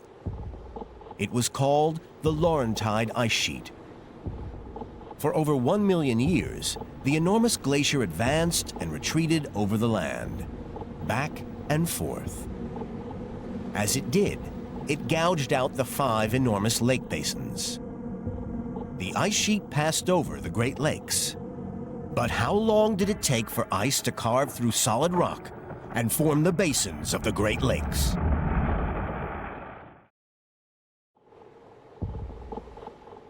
Geologists think that the Laurentide ice sheet moved across North America for over 1 million years. But how long did it take to gouge out the 5 vast lake basins? In Iceland, the Vatnajökull Glacier erodes bedrock just as the Laurentide once did in the Great Lakes. Andy Russell measures the ground-up rock washed away as sediment. This equipment measures the cloudiness of the meltwater. The cloudiness of the water gives us a sediment transport rate in the river. And if we average that and scale it up over longer time spans, we can figure out how rapidly the catchment is eroding. Measure the sediment produced, average it up over time, and this glacier grinds away around 1 foot of solid rock every 100 years. But did the Laurentide erode rock at the same rate? It was, after all, over 1,000 times bigger than the Vatnajökull Glacier. John Menzies has come to Mohawk Bay on the shores of Lake Erie to find out. The answer lies hidden in these cliffs. They look like mud, but they're ancient rock sediment. This was once solid bedrock. It was crushed by the Laurentide ice sheet and deposited here. Based on the evidence that we're trying to sample here today, and we hope that this will illustrate how the Great Lakes basins were formed and developed. These tiny rock particles hold a secret. Menzies sets the sample in resin and slices it into thin sections. Normally, glacial erosion produces rock grains with jagged edges. These grains are nearly round.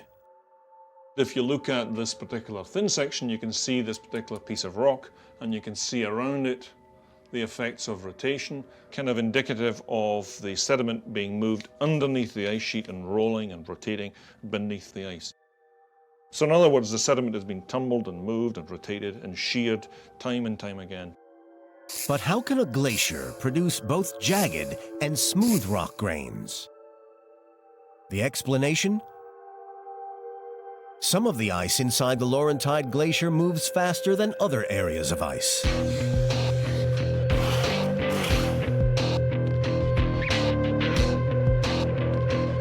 The fast-moving ice is called an ice stream. Ice streams are like rivers of supercooled water. Water that's well below freezing, but doesn't solidify. These rivers can flow up to 3,000 feet a year, 10 times faster than the surrounding slow solid ice. Working 10 times faster, they can potentially dig 10 times deeper. More proof that the Laurentide contained fast ice lies beside Lake Ontario. This is an aerial photograph of the shoreline. It shows strange elongated hills. These are lumps of sediment called drumlins. As the glacier retreated, they were left behind. Here's how they formed. So if we produce a blob of toothpaste, and this we take as the base of the ice, and so as the ice deforms, so does the toothpaste deform, and we produce this nice linear. You can actually see the small lineations, drumlin-like, streamlined forms that had actually been produced simply by moving one interface over another interface.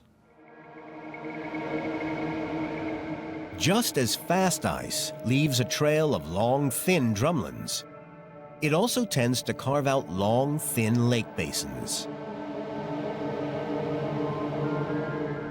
If fast ice alone carved the Great Lakes, it could have taken as little as 100,000 years. The ancient ice sheet gouged out millions of tons of rock, ground it into fine sediment, carried it away by meltwater, and flushed it out into the Atlantic Ocean, left behind 5 enormous basins. The deepest, Lake Superior, more than 1,300 feet. The Great Lakes.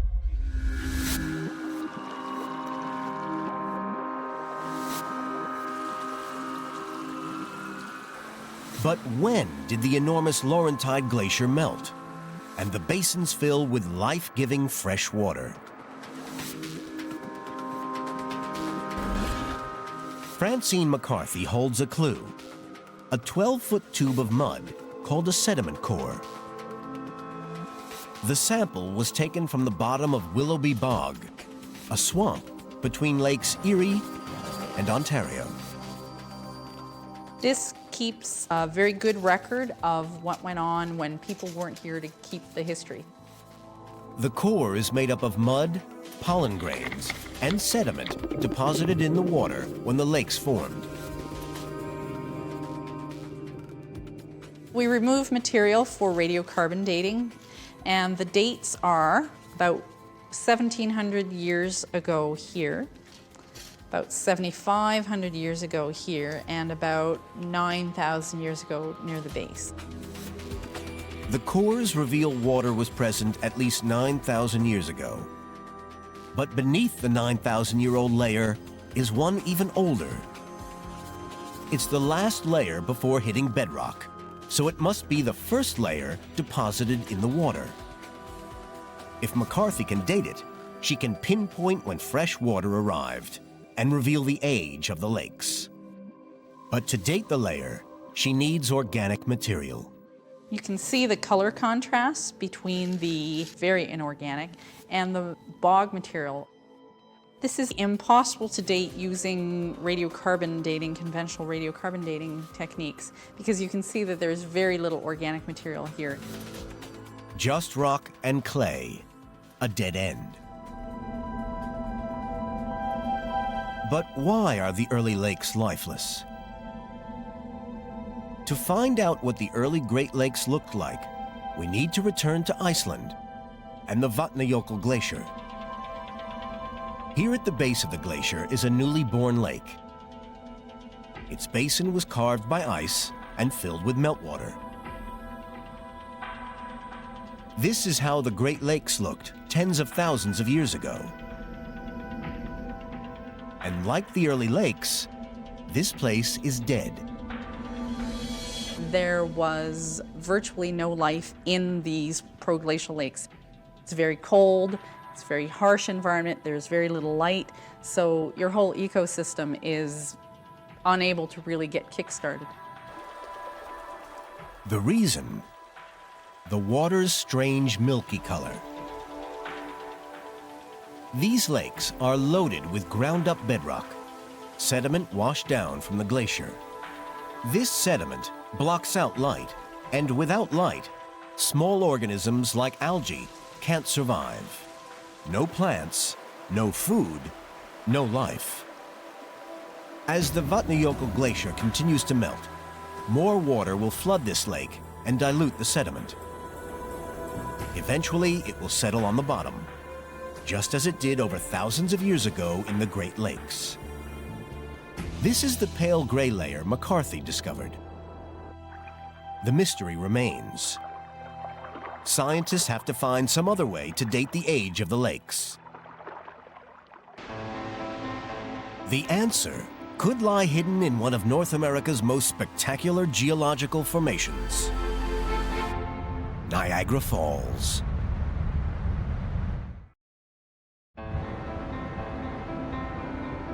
Niagara is the mightiest waterfall in North America and one of the Great Lakes' most awesome features.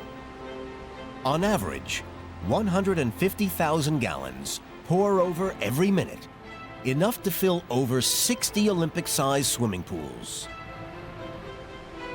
Niagara holds the answer to a prehistoric mystery. When did the ice retreat and the Great Lakes fill with water? John Menzies has come to investigate. It's the first time he's gotten this close to the falls.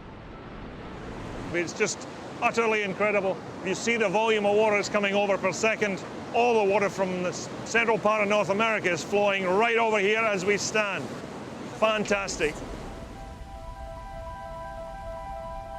It's possible to date the arrival of the water in the lakes because Niagara behaves very strangely. The falls are moving.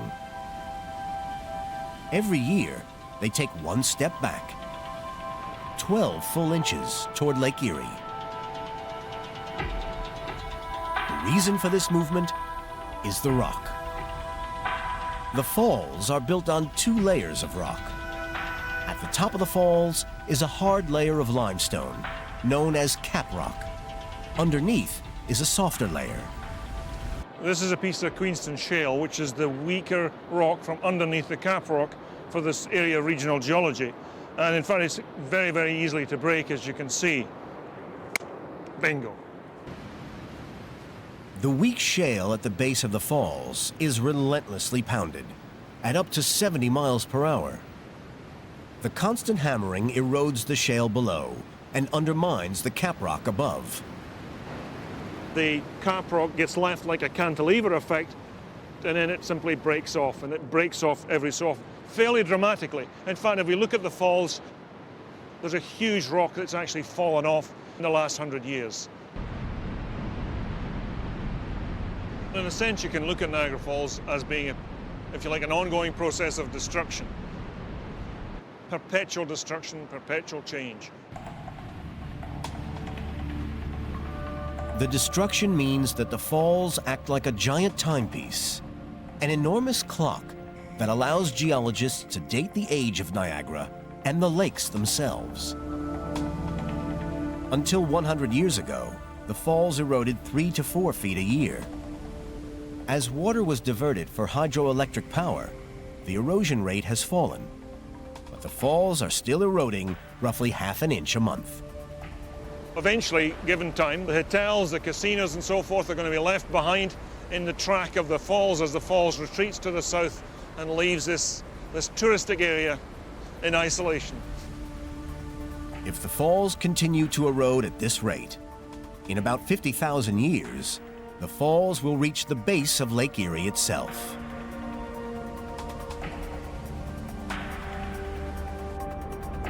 As the falls retreat, they carve a giant canyon, the Niagara Gorge. 3 miles downstream from Niagara, geologist Francine McCarthy can date the Great Lakes by searching for the fall's birthplace. The secret is hidden not in rocks, but in clamshells. Well, that's perfect. We can identify that to species. It's definitely the kind of thing we want to radiocarbon date back at the lab. This species of mollusk lives in Lake Erie. It was carried downriver and over the falls. The surging water wedged the mollusk into cracks at the base, where it died. The falls moved on. The shell remained. By carbon dating shells like this, McCarthy can prove Niagara Falls roared over this exact spot 7,000 years ago. The water level would have had to have covered this area in order to deposit the little aquatic clams in the crannies where we find them. Further proof can be seen in the strange rocks scattered around this whole area. These holes were cut into the rock by the constant pounding of water over the falls. But this isn't Niagara's birthplace. The further McCarthy walks from the falls, the further back in time she travels, and the older the shells she discovers. By analyzing shells found all along the gorge, McCarthy reveals the life cycle of the lakes. From Niagara's spectacular location today to their location in 1678, when the first written account was made. Downstream to the Whirlpool Rapids, 5,500 years ago. Through Niagara Glen, where McCarthy's shells reveal their location 7,000 years ago. To Queenston, 10,500 years ago. And finally, 7 miles downriver from the falls, where a natural ridge called the Niagara Escarpment cuts across the land. Scientists discover the oldest shells yet. The Niagara Falls are 12,600 years old. They've been operating since water started melting from the Laurentide ice sheet. And if Niagara Falls is 12,600 years old, then the Laurentide Glacier must have retreated at least 12,600 years ago, exposing the 2 lower lakes, Erie and Michigan. The mystery is solved. Like Niagara, the Great Lakes have continued to evolve over the millennia. But some changes happened much more dramatically than anyone imagined. Today, rainfall on Lake Superior takes 204 years to travel through all the other lakes before it reaches the Atlantic Ocean, more than 2,000 miles away. The Great Lakes flow east, and always have, or so geologists thought. Scientists studying fossils in the Gulf of Mexico uncover surprising species. It forces them to reevaluate what they thought about the Great Lakes. Scientists analyzing 14,000-year-old shells discover the water in the Gulf of Mexico must have been less salty than today. But why? Only one source of fresh water was vast enough to dilute the Gulf: the Laurentide Glacier. Fossil records suggest the meltwater drained south along the Mississippi River to the Gulf. But then, nearly 13,000 years ago, some titanic force diverted the flow from south to east. The question is, what force was powerful enough to divert the Great Lakes? 13,000 years ago, some unknown force diverted the flow of meltwater from the Laurentide Glacier. Geologist Alan West searches for answers on the shore of Lake Michigan. This is a visual line that's actually where our greatest interest lies. The Great Lakes really began right at this line in the sediment. West finds tiny specks the size of sesame seeds. They're made of carbon. West believes they're all that remains of a vast forest, incinerated at sizzling temperatures. But the most important clue lies inside each grain, a dazzling secret.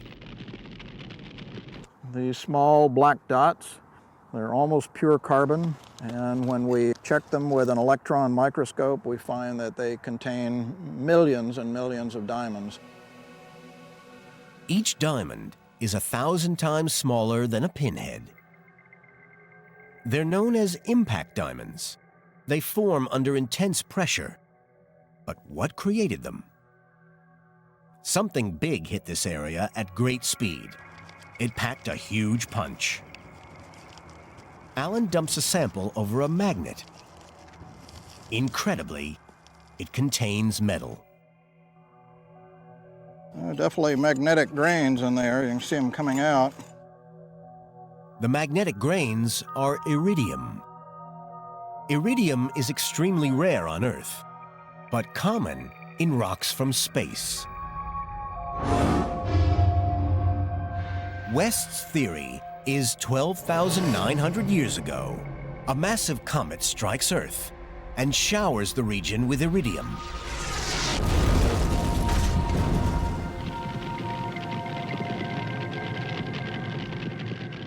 Wildfires sweep across the area and destroy all vegetation. The shock wave breaks up part of the Laurentide Glacier. Billions of gallons of water are released. It's well known that when these meltwater outburst floods occurred, they're very, very abrasive. They can change the shape of valleys, they can scour bedrock, so it's entirely possible that they dug the Great Lakes deeper or at least removed sediments that were already there. Thousands of tons of rock, soil, and debris are flushed south. Like a giant plug, it blocks the Mississippi. The water backs up.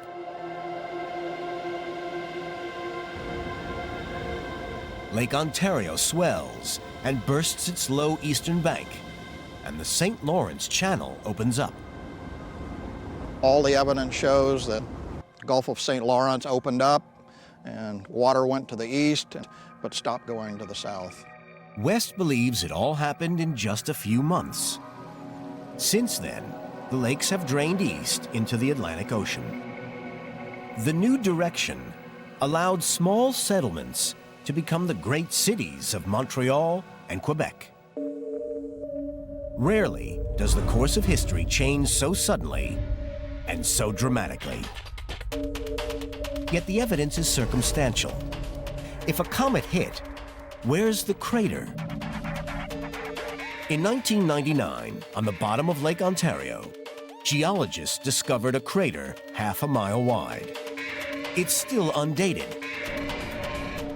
West believes it might be a fragment of the comet that diverted the water. No other craters have been found, but West isn't surprised. The comet could have done its damage and simply melted away, because comets are mostly ice. This is the perfect crime, the ice bullet. Shoot someone with an ice bullet, and you can't tell who did it. Earth got hit by an ice bullet, actually thousands of them, and so the evidence is minimal. As the last ice age ends, all 5 Great Lake basins are slowly revealed and filled with fresh water. But there's one huge difference between these early lakes and the ones we see today. They aren't linked. To unite them will take a force of nature more powerful than a comet.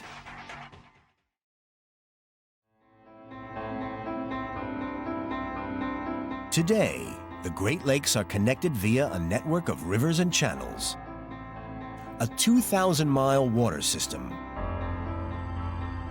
This wasn't always the case. The upper lakes, Superior, Michigan, and Huron, weren't always connected to the 2 lower lakes, Erie and Ontario. Francine McCarthy is trying to find out how they joined. We've taken some samples all along the shoreline of Lake Ontario and Lake Erie, and we're going to look under a microscope at small seeds and pollen to find out the age of the samples and what kind of environment they were deposited in. 5 miles inland from Lake Erie, McCarthy discovers a tiny clue: wild rice. This is incredibly strange. Wild rice doesn't grow inland. Wild rice needs to have sort of agitated, well-oxygenated water in order to be happy. The fact that there was a lot of wild rice indicates that the water level in Lake Erie was higher than it is today. Lake Erie must have been much bigger and more turbulent. The wild rice date of 4,230 years tells us that water levels rose quickly, instantaneously, in both the Erie and Ontario basins. But why? McCarthy has a theory. Over 4,200 years ago, Lake Huron swelled and burst its southern bank. A torrent of water pushed south. Lake Erie suddenly expanded, and wild rice took root in its disturbed waters. The St. Clair River opened and the lakes joined. That's when we begin to see the truly modern conditions. Since 4,200 years ago, there's never been any other way for water to flow out of the upper lakes but through the St. Clair River into Lake Erie, over the falls, and into Lake Ontario. But why did Huron swell and flood south? The mystery deepened when scientists noticed something strange happening in the Great Lakes. In each lake, the water level in the north is falling, but in the south, it's rising. What mysterious force is behind these strange phenomena? Professor Doug Hunter and divers Luke Clyburn and Kathy Trax are plunging into the lake's past to find evidence of ancient water levels. They start their investigation in Lake Huron's southwest corner, in the harbor town of Lexington. They need evidence to show whether this imbalance in water level is a recent phenomenon or if it's been going on for millennia.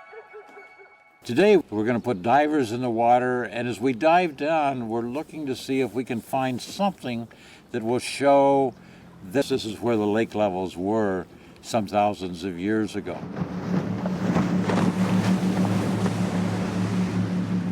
Lake Huron is over 700 feet deep in places. But the area the team are interested in is only 40 feet deep. Right now, we're about 2.5 miles east of Lexington Harbor.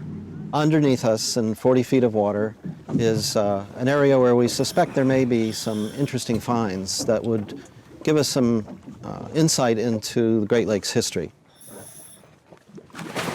This section of the lake bed has never been surveyed.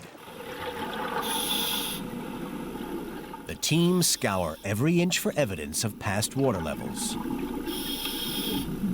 They're looking for something out of place, some clue to this strange mystery.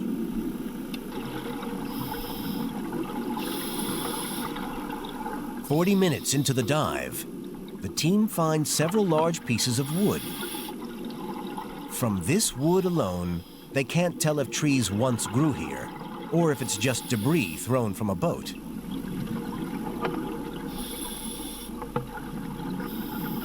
They need evidence like this. A tree trunk. It's still rooted in the lake bed. These stumps have never been seen before. This proves that trees once grew in this exact spot. A true discovery.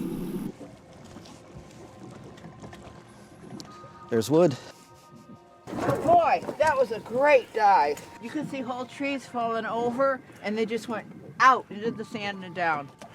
But once we found the tree stumps, and you could see the roots of the tree stumps running down, it had to be shoreline. This part of Lake Huron was once a forest of cedar and pine. Today, you have to dive 40 feet to reach the trees. But once you could have walked here and not even gotten your feet wet. When could you have strolled through the trees? These stumps have to be carbon dated, but samples from other locations in the lake have already told their age. We discovered that the most recent one was 6,400 years before present. The oldest one was about 7,900 years before present. So it's quite a long range, quite a large range of dates. 6,500 years ago, Lake Huron was a fraction of the size it is today. A forest flourished on its southern end.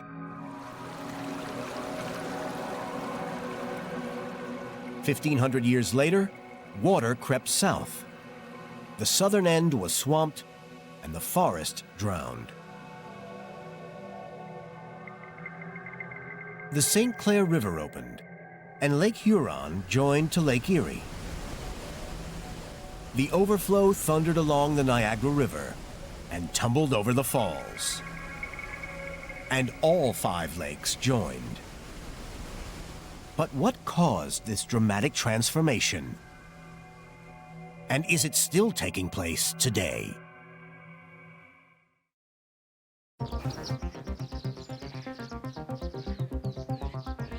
Mike Kramer from the Geologic Survey of Canada is investigating a strange anomaly. Why water levels in the Great Lakes are dropping in the north and rising in the south. Kramer works on a remote spit of land next to Lake Ontario.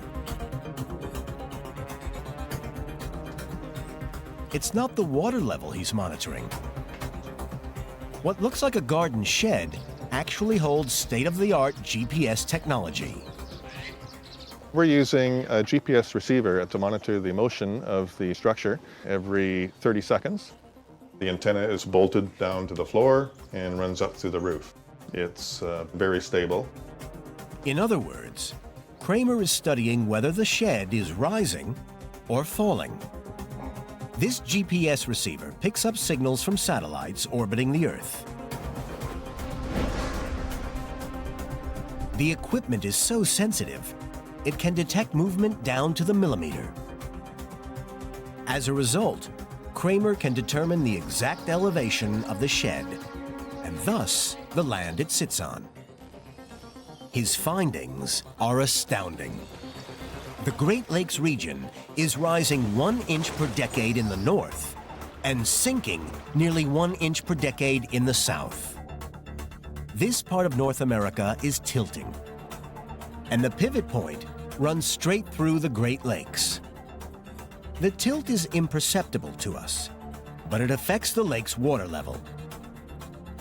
We have a bowl of water representing a lake, this end being the north, this end being the south. And if we can imagine, as the land tilts, the water levels are rising in the south and falling in the north. It appears as though the water level is falling, and actually it's the land that's rising. The changing land levels are tiny, but over time, all those inches add up. Ultimately, tilting is what drowned a forest. But what force is powerful enough to tilt a major part of the North American continent? Scientists think it's the opposite of the force that compressed it. Earth's surface can actually be squashed if the weight is heavy enough. Few forces are capable of compressing the crust. One is ice. The Laurentide Glacier weighed around 10 million billion tons. Once it reached a certain thickness, the glacier depressed the crust 1 foot for every 3 feet of ice. It left a dent up to a half a mile deep. About 20,000 years ago, the ice had covered most of Canada, and the great weight of that ice had depressed the crust substantially. And as the ice retreated and melted, the land underneath it then began to rebound. Rebound began as the ice melted tens of thousands of years ago, and continues to this day, about 1/10 of an inch per year.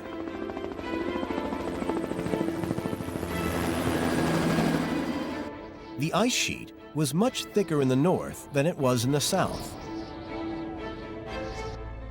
At its thickest, it compressed the Earth the most. So when the weight was removed, the Earth rebounded more in the north. This imbalance causes much of North America to tilt.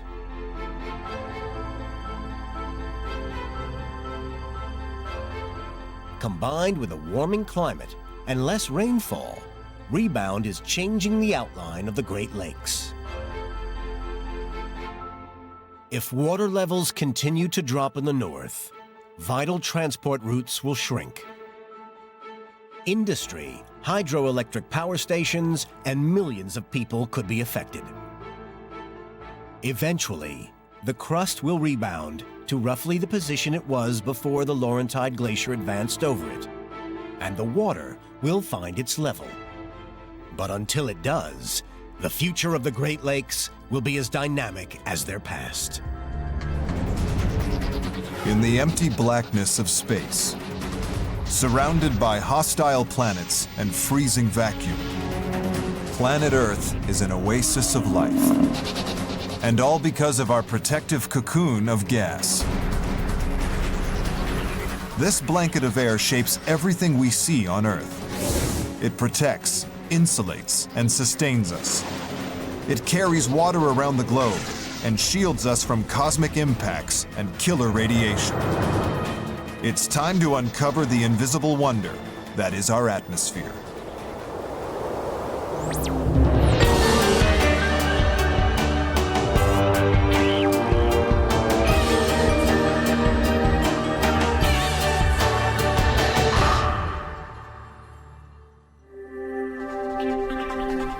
Down here on the Earth, we rarely give much thought to our atmosphere.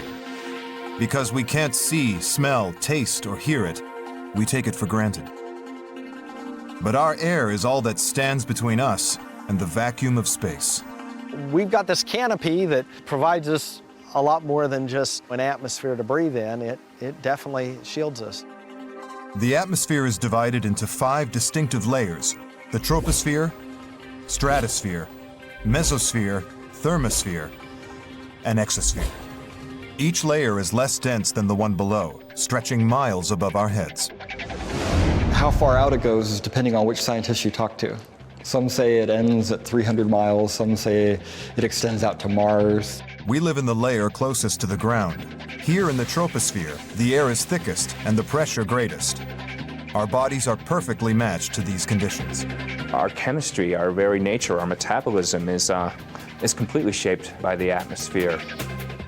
To appreciate our atmosphere, we'll rise through its layers, traveling from the planet's surface, miles up above the mountains and the clouds, to the very edge of space.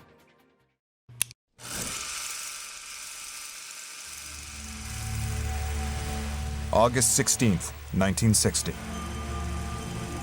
One man is preparing for a record-breaking journey into the mysterious skies above, to a lethal world above 99% of the Earth's air, where an unprotected human would die in seconds, where the temperatures plunge to 67 below, and the air pressure is 1/100th of that at the surface. Colonel Joseph Kittinger will travel almost 20 miles high, and then he will jump.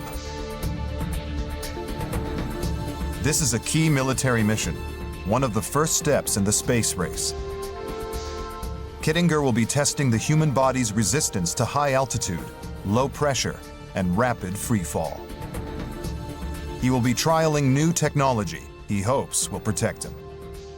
It had never been done before, but we were not there to set a record. We were there to gather information that we needed for our space program and for our high-flying aviators. Ground crew prepares his vehicle, a helium balloon, and a rudimentary open-sided gondola. Just an open gondola. It was designed just to carry me up there. It was a space platform, an elevator, I called it. At 5:30, Kittinger's preparations are over. He boards the gondola. My crew chief said, "Are you ready?" I said, "I'm ready, let's go."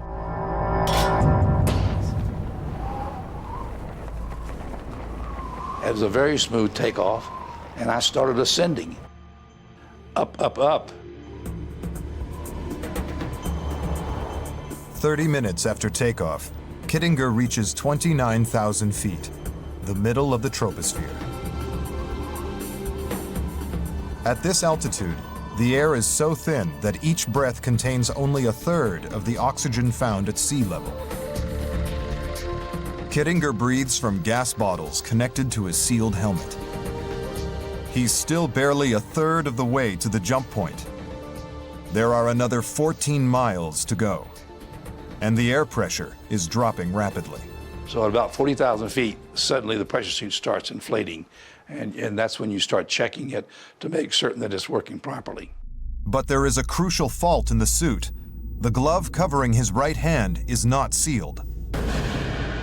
I had an option to tell the ground that I had the problem, and I knew that if I did, they'd probably make me abort the flight. And I was concerned that if we had to abort that flight, that we would have been turned down to try to do it again. So I didn't tell them. Kittinger prays that this is an isolated fault and continues to climb at 1,000 feet per minute. After 89 minutes, he approaches his target altitude. The balloon's climb slows and then stalls. Kittinger is in the mid-stratosphere, a record 102,800 feet high. And it is now time to make the long, swift journey down. When it came time for me to jump, I was ready to jump because I was heading back toward a more friendly environment, a friendly planet that we're used to. I had made this jump 1,000 times in my mind. I'd gone through every step 1,000 times. Well, just before I jumped, I said a silent prayer. I reached over and hit a button that started the cameras going. And then I just did a little hop off the step of the gondola.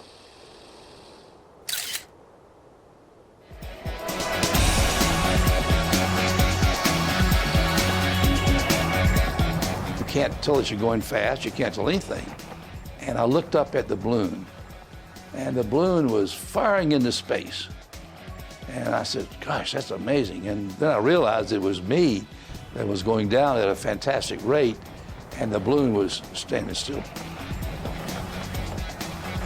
He falls for 16 miles. The thin air offers almost no resistance. He reaches 614 miles an hour, approaching the speed of sound. After a record-breaking 4 minutes and 36 seconds of freefall, Kittinger opens the main parachute. He drifts down to the desert floor and lands.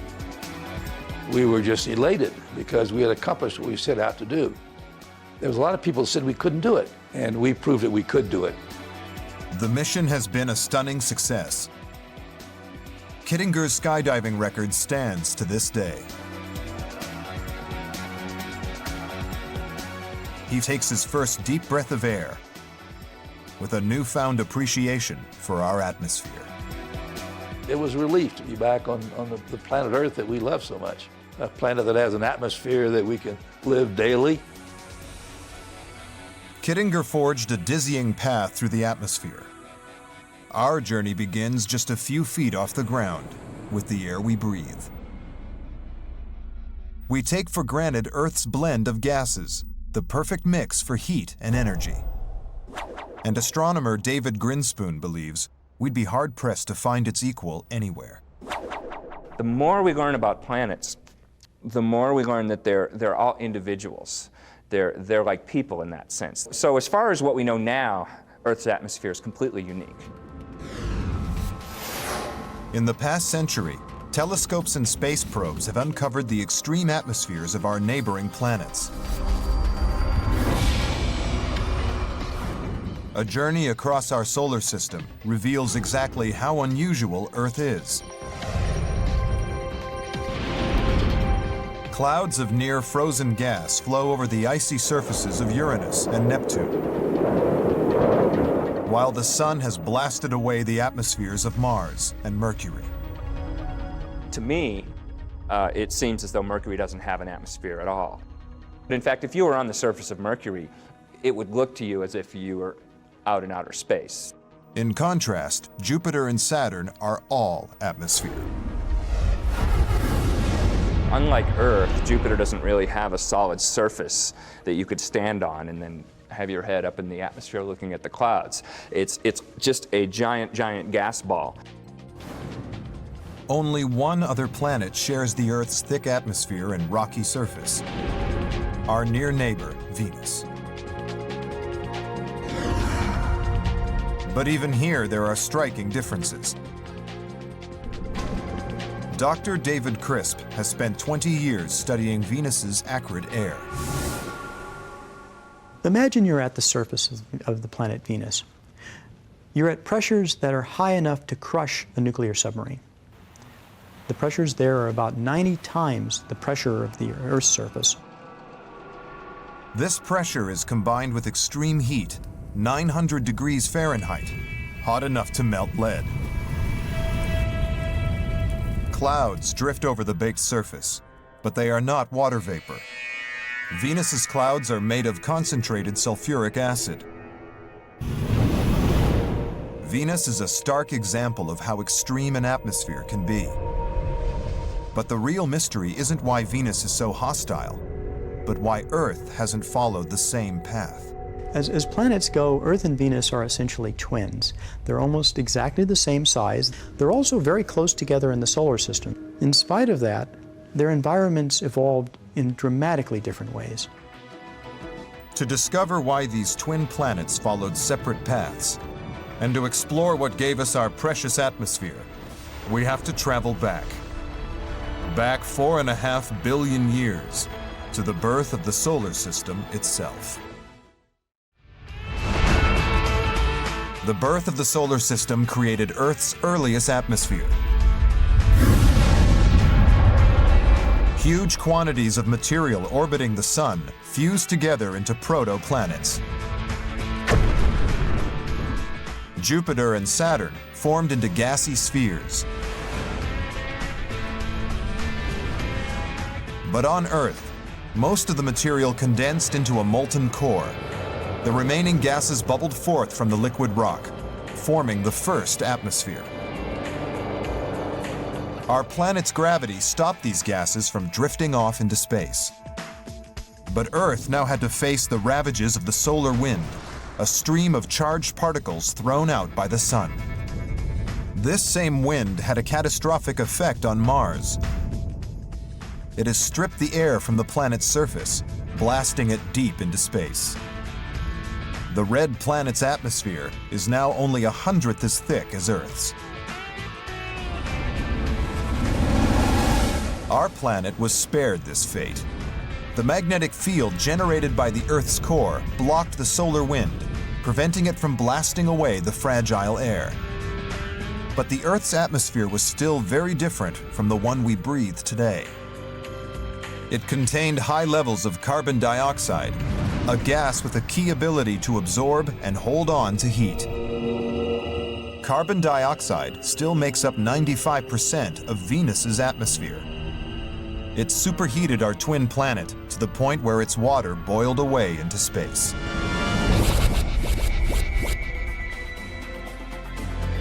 And yet, this didn't happen on Earth.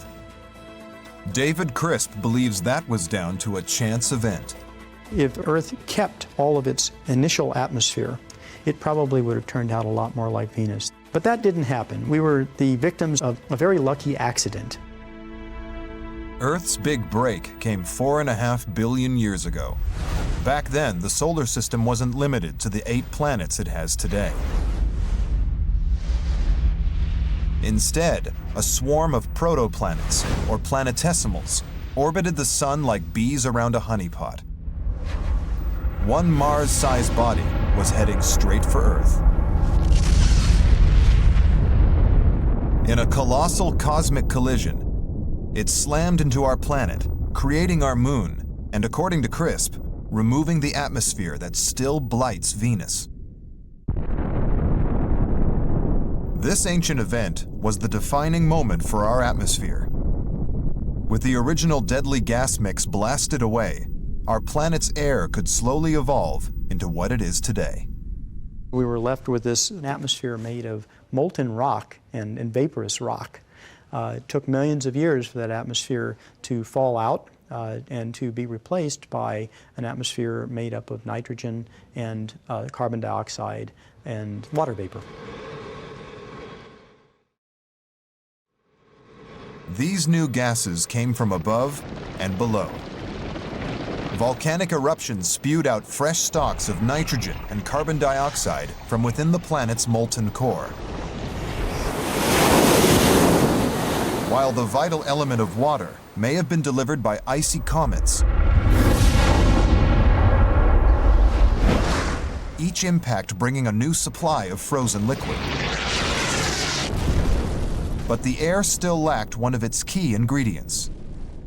One of the things that was missing is free oxygen, molecular oxygen, O2, the stuff we breathe.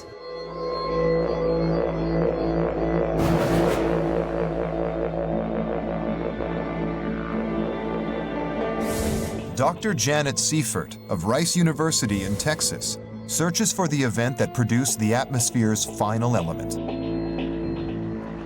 We know from the rock record that For the first half of Earth's life, there was no oxygen in the atmosphere whatsoever. There were greenhouse gases like methane and CO2, but there was no oxygen. But the rock record shows a sudden change, dated to around 2.5 billion years ago. Evidence of the first oxygen in the atmosphere. The gas was released by a humble microscopic living organism called cyanobacteria. Well, it turns out cyanobacteria are the only things that can actually produce oxygen. So we know that at some point, cyanobacteria colonized enough of the planet in order to produce enough oxygen that it became resident in the atmosphere. As the microbes multiplied and spread, the gas built up in the air, transforming the planet in a process known as the Great Oxidation Event. Oxygen is very powerful. The world gets turned upside down. Everything has to begin to adapt to now a completely new atmosphere where oxygen is dominating. First, the oxygen reacted with the oceans, causing iron within them to form rusty deposits on the sea floor. Then its effects reached dry land. It reacted with soil and rock, giving them a reddish, rusty tinge. And once these minerals had absorbed their fill of oxygen, the gas began to gather in the atmosphere, with dramatic consequences for life. Complex animals could have much higher metabolisms because of the sheer potential that oxygen provided for them, and a whole different kind of evolution was able to take place. Powered by oxygen, life evolved from single-celled organisms to complex animals. And plants also began releasing oxygen, thanks to an ancient adoption of photosynthesis. A very ancestral, primitive plant cell either engulfed or tried to digest or surrounded a cyanobacterium. And instead of digesting it, it actually became an organ within the plant. So every bit of the oxygen, even if it's coming from a plant that you see in your yard, is coming from an ancestor of a cyanobacteria resident inside the plant.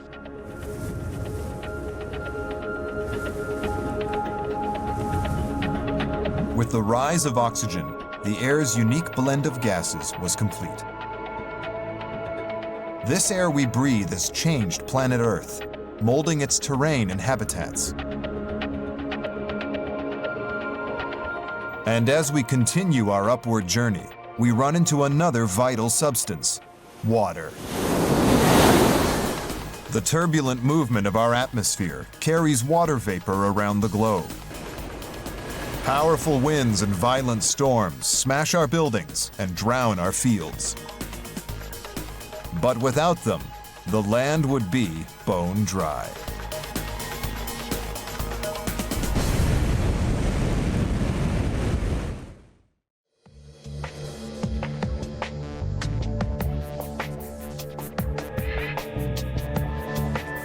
Our atmosphere is in constant motion.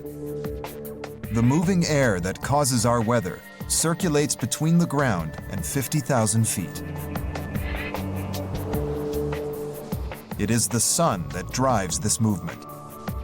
When solar energy reaches Earth, it heats the surface and atmosphere, but it does so unevenly. This temperature difference causes the air to move. Hot air near the equator expands and rises. Cold air at the poles becomes denser and sinks. NOAA's Marty Ralph can track its movement over the globe on the revolutionary Science on a Sphere simulator.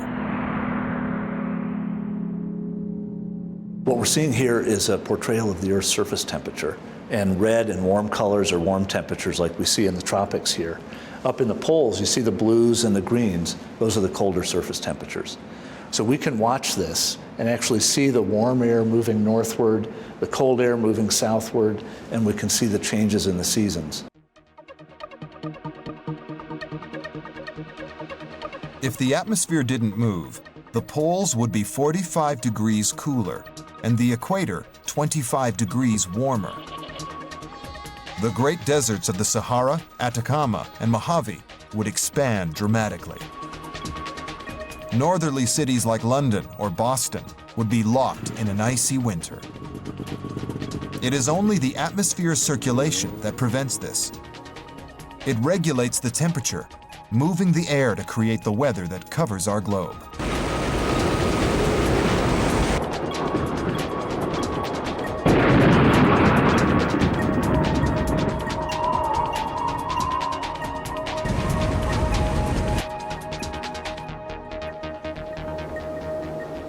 The planet's rotation twists the air as it flows, helping form the hurricanes that lash the coasts.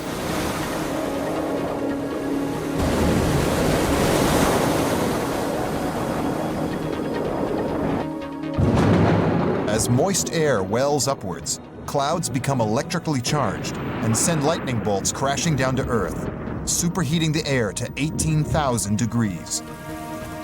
And as the air cools, water vapor condenses into clouds and rain. This water evaporates from the world's oceans. At any moment, 0.1% of the world's water is being carried in the air. But that tiny percentage adds up to almost 3,000 cubic miles of liquid. If the air didn't carry water, the land would be bone dry.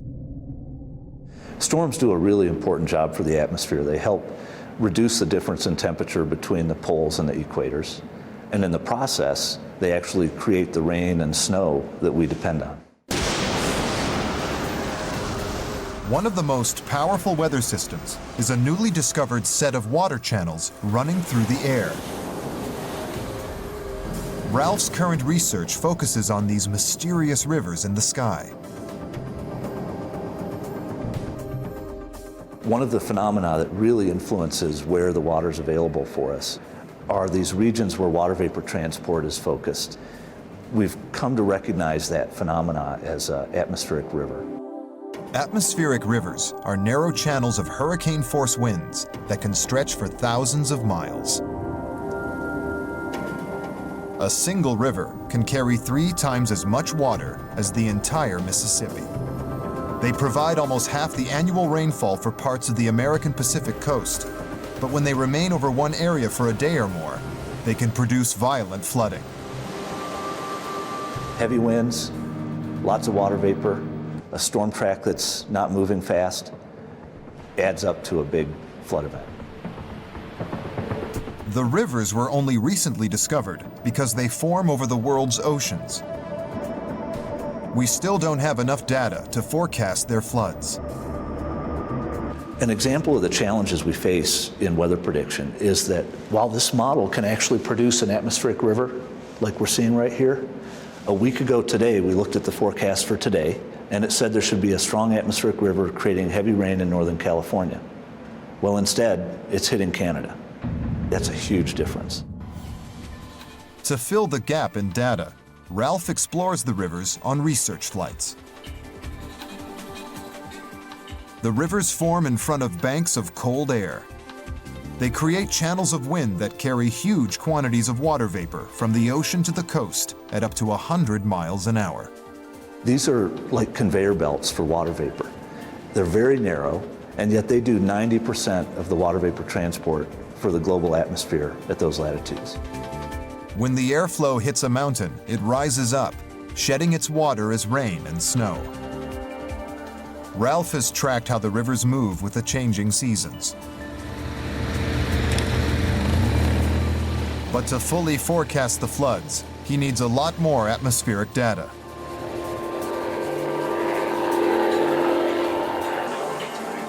He believes robotic drone aircraft, developed for the military, could continually measure the air over the oceans, charting its temperature, winds, and humidity.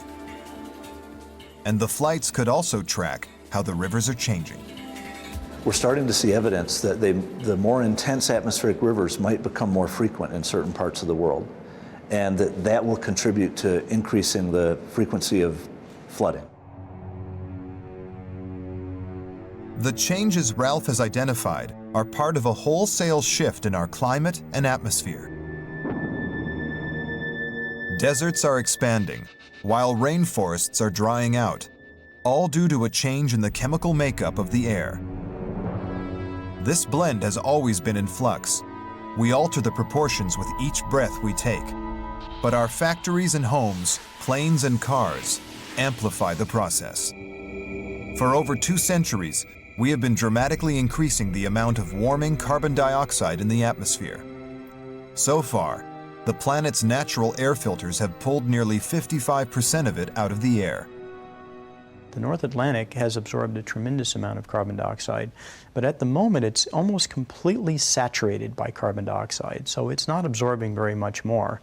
It's almost like a bottle of some kind of soda pop. If you warm it up a little bit, it'll actually fizz and release CO2. As these natural safety valves close, we will face an even more dramatic rise in temperatures. The global average could be up 7 degrees Fahrenheit by the end of the century, wreaking havoc with weather patterns and habitats.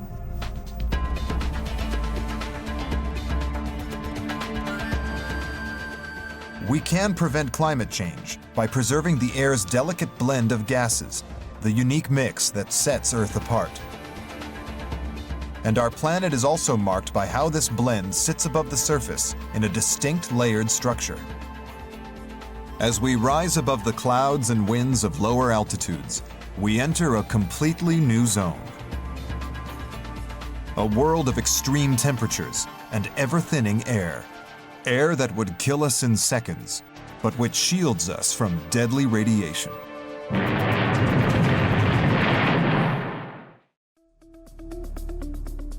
We live in a tiny sliver of Earth's atmosphere called the troposphere. Winds and clouds, rain and snow dominate this turbulent zone, but above it lie miles of freezing dry air. The conditions there would kill a human in seconds, but we desperately need the high atmosphere's weight and protection. Engineer John Powell's balloon team has spent 27 years exploring its layers, pushing further and further into this remote, dangerous world. Sometimes we just run into a phenomenon that we have no idea what that was. We just have this moment of data in it that we need to go back and explore. But it really is like a completely alien, foreign world up there. The team has made over 90 launches. Each one edges them closer to their ultimate goal of reaching space. You can use balloons not just to go to the edge of space like we do now, but go all the way over the line and actually use balloons or airships to go all the way into space. Space travel without the rocket. Officially, the atmosphere ends and space begins 62 miles up. This sounds high, but on a tabletop globe, that would only be as thick as the coat of varnish. And in reality, the air extends out much farther. The atmosphere's lowest layer, the troposphere we live in, ends 40,000 feet up, the cruising altitude of airliners.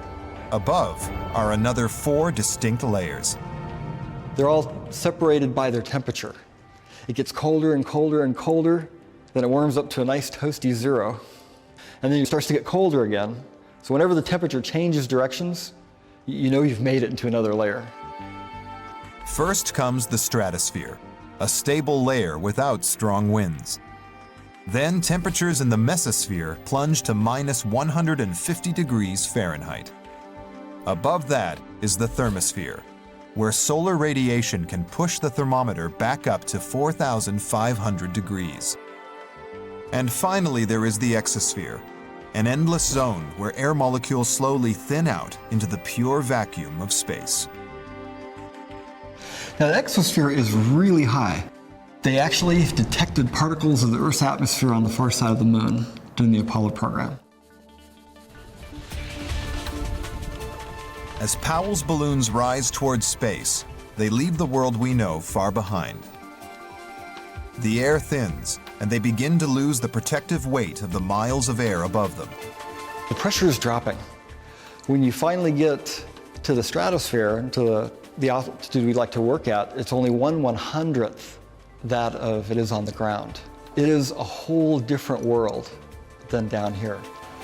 The weight of the miles of air above us creates air pressure. We often think of air as weightless, but all those gas molecules add up. Grand Central Station's main concourse contains over 200 tons of air. As gravity pulls the air down, it compresses the layers below, making them denser. This dense air is what we are used to dealing with on the ground. Just a pint of it contains more than 8.5 billion trillion gas molecules. But higher up, around the balloon, there is less atmosphere pressing down from above. The air up here is thinner. It's like being under 1,000 blankets, and each blanket is a layer of the atmosphere. And we're being pushed under all of these blankets. Now, as you go higher, you're going up through the blankets, so it's pushing on you less, until you're at the top, then above most of the blankets where you don't feel it at all. That thin air seems alien to us because our bodies and technology are so perfectly adapted to thicker air. We even need it to hear. The gas carries sound through air as pulsing waves of pressure. Sound is just a wave, like a water wave in a pond. But if you take away the water, there's nothing for the wave to go across. And as the atmosphere gets thinner and thinner, it supports that wave less and less and less. Finally, in the vacuum of space, there is nothing to carry the wave. And even the largest explosion is silent.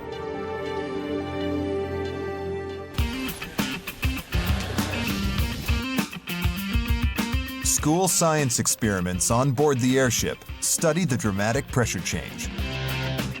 And we call it a PONGSAT, for ping pong ball satellite. And it's real simple. The first thing they do is they have to cut the ping pong ball in half. Then your experiment goes inside. And the simplest and my favorite is where you take like a little mini marshmallow and they just drop it in the ping pong ball. This is satellite construction at its best. And then we take them to the edge of space. In the thin air of the stratosphere, the marshmallow is no longer held together by high air pressure. Air bubbles inside it expand, causing the spongy candy to bloat outwards and burst open the PONGSAT. Just as the thin air is dangerous for marshmallows, it can also affect flesh and blood. Contrary to popular belief, your blood won't boil. It's held in by your blood vessels. But any exposed flesh will swell out like the marshmallow. And at around 26,000 feet, the air is too thin to breathe. There just aren't enough molecules in every lung full of air. And starved of oxygen, your brain will begin to shut down. You know, the extreme cold would get you, but the lack of pressure would get you first.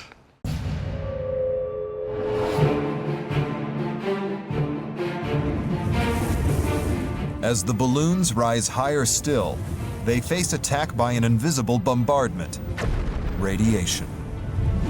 Every day the sun radiates a titanic amount of energy, some of it in the form of high-energy ultraviolet rays. These rays pack a powerful punch, and in the high atmosphere, they attack the structure of Powell's balloons. The UV literally damages the material, and you start getting microscopic cracks in the material, which makes it brittle. Eventually it just fails, and the balloon pops. The rays are potential killers, both for balloon and human. They bombard our cells and DNA, triggering cancers. But around 7 miles up, a layer in our atmosphere shields us from 99% of these rays. It is made up of ozone, a rare molecule of 3 bonded oxygen atoms.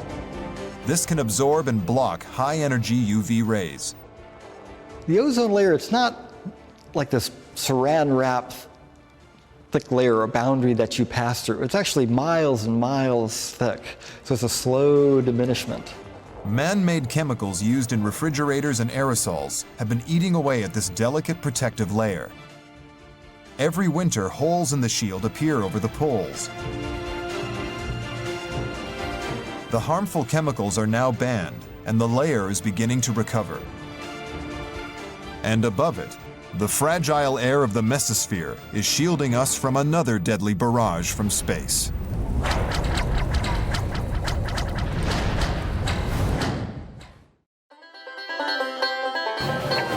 In East Texas, Jeff Notkin and Steve Arnold are searching for the remains of cosmic missiles that have been shattered by our atmosphere.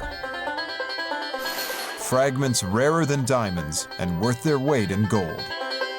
Meteorites.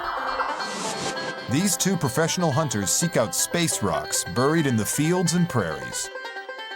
This search for meteorites allows me the chance to touch a little bit of what's from out there, bits of the cosmos that have found their way to us. The hunt has taken Steve and Jeff from Siberia clear down to Chile, and some of their finds have been spectacular. The largest meteorite I found was 1,430 pounds. It was a large stony iron meteorite from up in Kansas. We didn't realize it was that big of a deal. The media kind of picked it up and ran with it. He's very modest. It's not only Steve's greatest find, it's one of the greatest finds ever made in meteorites.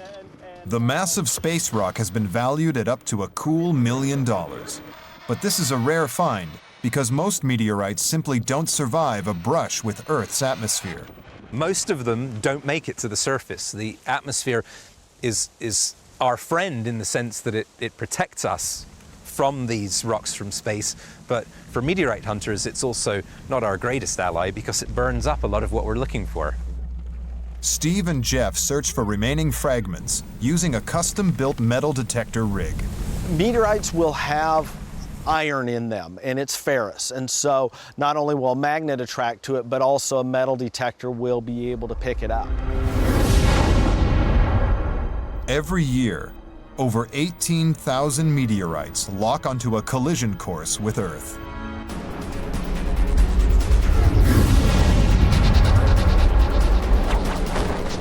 When meteorites encounter our atmosphere, they're traveling at the speed that they acquired while moving through the vacuum of space.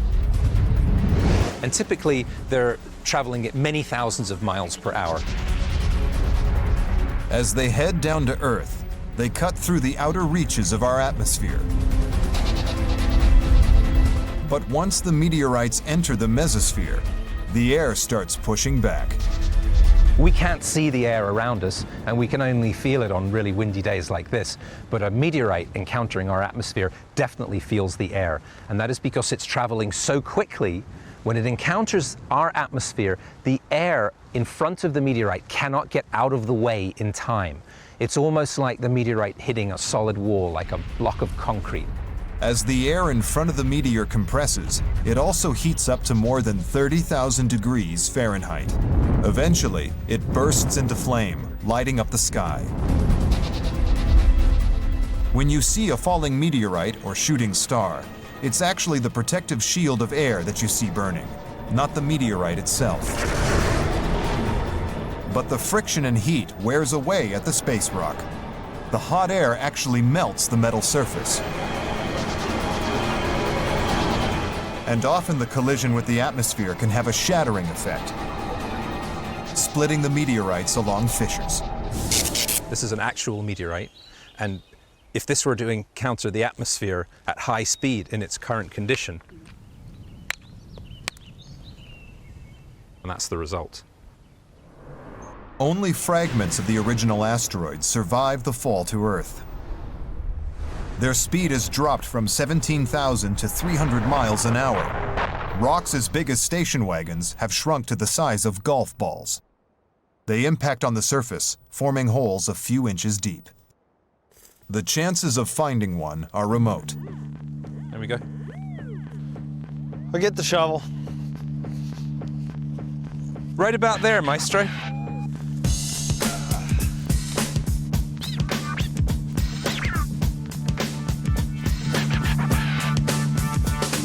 It looks promising, but this time the guys are out of luck. So yeah, we found a plow, and basically a lot of different types of trash can be in these fields, and so anything that's ferrous, our detector's going to pick up. Meteor wrongs, as we call it, as opposed to a meteorite. On average, they uncover 75 meteor wrongs for every meteor right. This is a genuine iron meteorite. This is believed to have once been part of the core of a long dead planet or asteroid. And this was found right here in this strewn field. These remarkable little shapes indentations on the surface are called thumbprints, or scientifically regmaglyphs, and that's a feature that's unique to meteorites. And these little markings are caused by the surface actually melting as it flew through the atmosphere. We don't find regmaglyphs on Earth rocks. The air is constantly at work, making meteorites rare and valuable.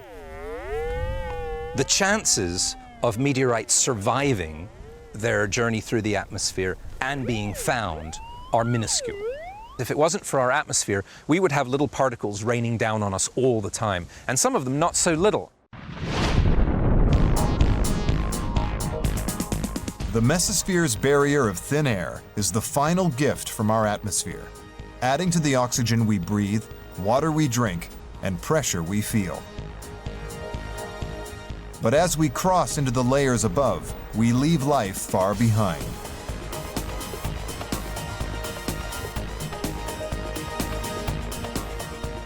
John Powell's airships have only reached the upper stratosphere. Kittinger's jump point is below that, in the middle of the stratosphere. The only people who travel through the superheated thermosphere and distant exosphere are astronauts, heading for space. One day, these manned space missions may reach out even further, to distant planets with alien atmospheres. Atmospheres that may support their own life forms. Elsewhere in our universe, on distant planets, alien air may support extraterrestrial life. Joel Hagen has spent 20 years imagining how those atmospheres could have affected their inhabitants. That's where some of the real creative joy comes from, is trying to think about everything that has happened here and then take yourself one notch beyond it and imagine, what haven't I seen yet? And then try to visualize that. One of the possibilities that intrigues Hagen is life on a gas giant planet. This is an environment so completely alien to what we're used to. Even a planet like Jupiter, for instance, has no solid surface, just a gradual transition of densities of gases. And I think we might imagine creatures in an atmosphere like that sort of relied on buoyancy, perhaps being able to generate hydrogen, for example, somehow within their bodies. These creatures would be like hydrogen-filled blimps, lighter than the air, able to float amongst the gas clouds. The concept that I have here is to have perhaps colonies of microbes in these sort of tentacle-like structures here.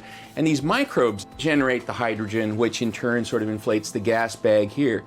A creature like this then could sort of float freely at certain levels in the atmosphere. On other planets, with denser atmospheres, larger, more complex creatures could take to the skies. The thicker air would support them aloft, allowing bulky reptiles to glide and fly. This creature probably wouldn't be able to fly very well on our planet, but even on a planet like Titan, for instance, it has a surface gravity only about 15% of Earth's, but an atmospheric density at ground level about 1.5 times. Even a person with wings strapped to their arms could fly in an atmosphere like this, so we could have creatures like this.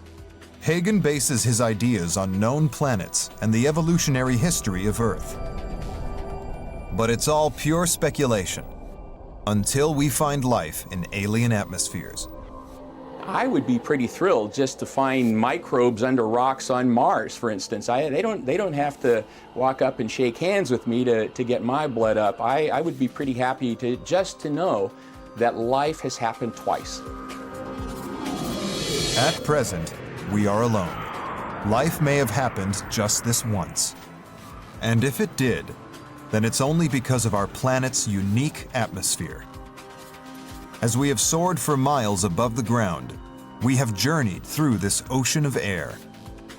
The air which shields us, supports us, and sustains us with every breath.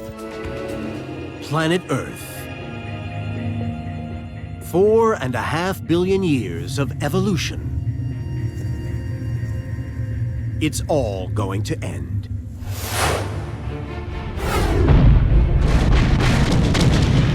Titanic forces are already at work that will destroy the world as we know it.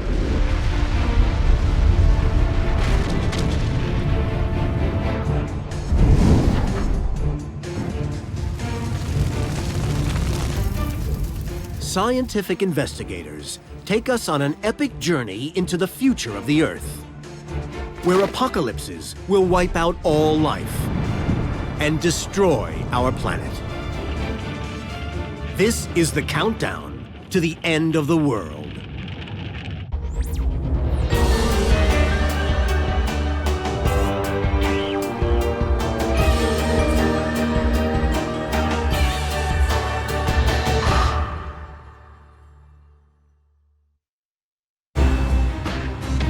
Seven and a half billion years from now, Earth will be consumed by fire and vaporized.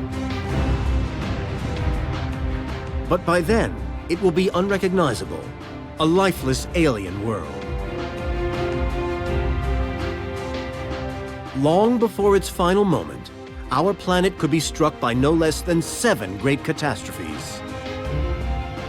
One by one, they will turn the jungles into deserts, reshape the continents, and boil away the oceans. Other disasters will destroy the atmosphere, annihilate the animals, and destroy every plant. These are just the catastrophes we can predict. And what of mankind? We could be the first to go. This is the story of the death of the Earth. The first threat to life on Earth comes from the heavens. Right now, a lump of rock and metal, 6 miles wide, traveling at 17 miles per second, could be headed our way. It could strike next week, next month, or next year. But whenever it does, there will be little we can do. We would have very little warning before that threat turns into an asteroid impact. Earth has always been in the firing line. It could happen tomorrow, it could be 100 million years from now, but it's not a matter of if, it's when. 300 million miles out from the sun, beyond Mars, is the asteroid belt, the rubble of a planet that never formed. 750,000 massive lumps of rock, more than a half a mile across. It's an inexhaustible source of planetary ammunition that gets knocked out of the belt and sent spinning across space.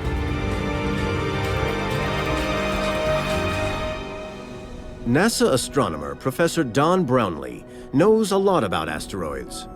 The record of the devastation they bring is hard to miss. Just look at the moon in the night. You see it's covered with craters, huge craters. Impacts that happen to all the planets that have happened for billions of years throughout our history. So this will happen. It already has. 65 million years ago, an asteroid 6 miles wide slams into the Earth. The impact throws up millions of tons of rock thousands of feet into the air, fusing sand into glass in a split second. This one impact wipes out the dinosaurs, a species that had endured for 160 million years. So what are the odds of this kind of asteroid strike happening today? Using the visible impact record on the Moon and planets like Mars and Mercury, Brownlee has come up with an answer.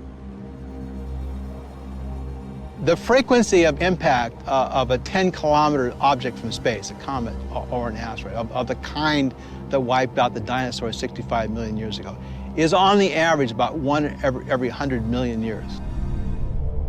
When it strikes, it instantly vaporizes every living thing for miles around. The sheer force of the impact buckles and cracks the Earth's crust, creating powerful earthquakes. The force of the winds whips up waves, pushing powerful tsunamis onto the land. Within a few days, the dust cloud blocks the sun, plunging the planet into freezing darkness. An endless winter that would last for more than a year. Hidden within the dust is something far worse. A sudden overdose of nitric oxide destroys 85% of the ozone layer. As the dust finally settles, the lack of ozone allows damaging ultraviolet rays to reach the surface, harming billions of people and killing plants and animals with lethal doses of radiation. By the end of that first year, at least 70% of all life would have been destroyed. Those that live underground or hibernate stand a better chance. This is what killed the dinosaurs, and one day, the same thing could happen to us. Not knowing when the next asteroid will strike makes planning difficult and worrying pointless.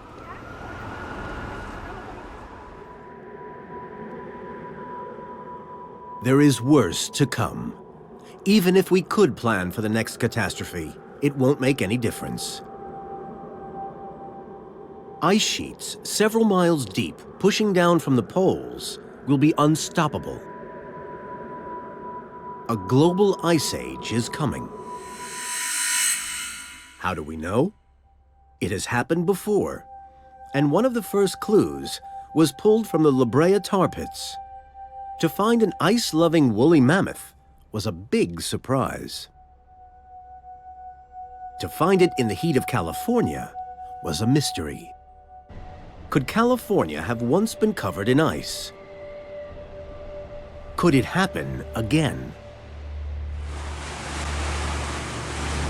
To find out, scientists need a record of changes in the climate, stretching back tens of thousands of years.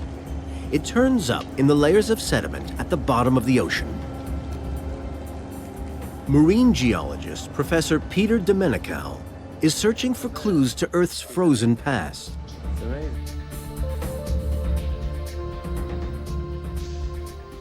Deep sea sediments are really unique archives of past climate change because the sediments in the ocean accumulate very continuously and very slowly over time. So they present us with this kind of history book of past climate change. These tiny chunks of rock in the sediment hold the answer to the USA's frozen past and to its future. Deposited 10,000 years ago, how they got here is astonishing. Icebergs carry all these rocks and they hold them inside the iceberg and then they melt. As the iceberg melts, it drops its load. And that's how we find these big pebbles out in the middle of the ocean. Icebergs once floated off the coast. As the bergs melted, the rocks they carried from the north sank to the seafloor. 10,000 years ago, much of North America is in the grip of an ice age. But what causes a big freeze? The answer isn't found beneath the geologists' feet, but over their heads, in outer space.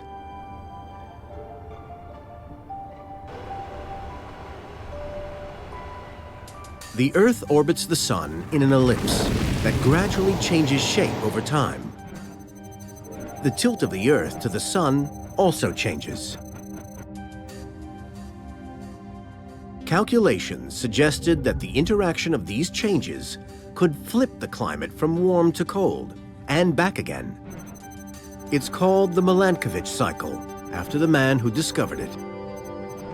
His orbital calculations showed that the Earth flipped from ice age to warmth 10,000 years ago, the exact age of the sediments Domenical has found. It was shocking when the evidence came out that there was this very close correspondence between the astronomical calculations and then really the geologic record.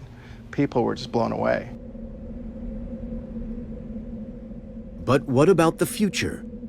The orbital effect is called the Milankovitch cycle because it happens over and over again. We're well on our way, actually, into the next ice age. That's something most people don't really fully appreciate. Climate was significantly warmer 5,000 and 10,000 years ago, and then we've been gradually headed into this much cooler climate. Domenical believes the Earth will be plunged into another global ice age within 30,000 years. If the last one is anything to go by, the next will be worse. Because in the last ice age, there were just 5 million humans. Now, there are 6 billion. Could we all survive? Ice sheets 2 miles thick could cover the land. Cities like London and New York may be buried beneath thousands of feet of ice. Global sea levels could drop 400 feet as water is locked up in ice. Freezing temperatures might last 100,000 years. The food chain collapses. Plants die as they are smothered by ice. Herbivores can no longer find food and die out. As civilization collapses and food and shelter become scarce, our base survival instincts kick in.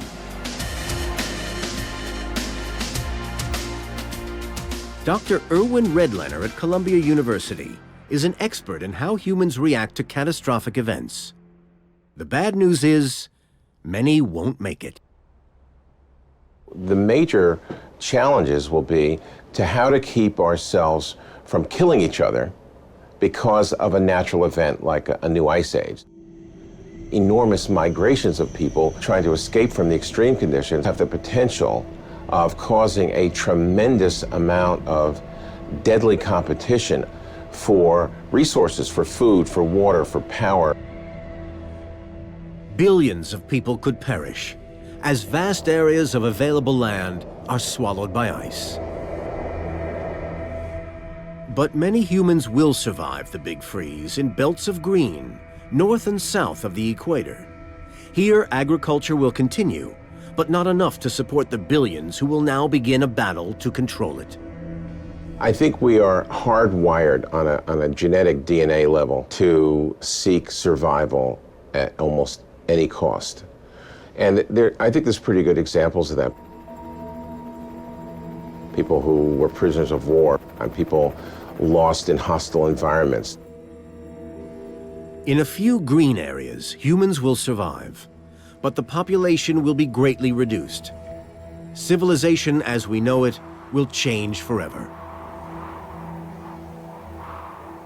And the next ice age is unlikely to be the last. The great ice sheets will continue to advance and retreat, devastating life and civilizations. 250 million years in the future, it gets worse. Life will face an even greater threat and be pushed to the very brink of extinction. The seas will die and the land will become desert.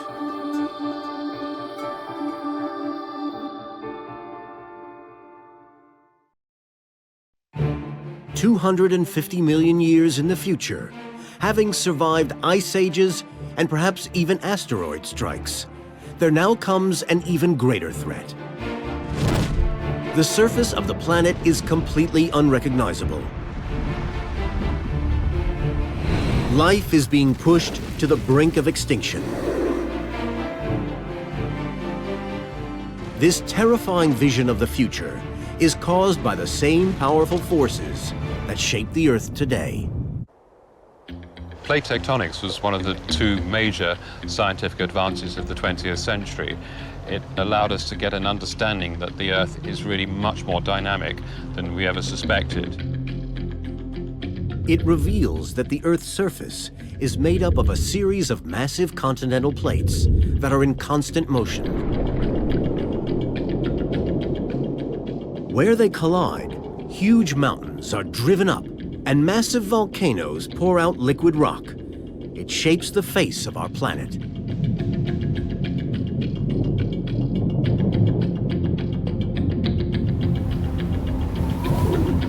Armed with this new information, the geological record opened up like a book, revealing that 250 million years ago, all the continents were united to form a single supercontinent we call Pangaea.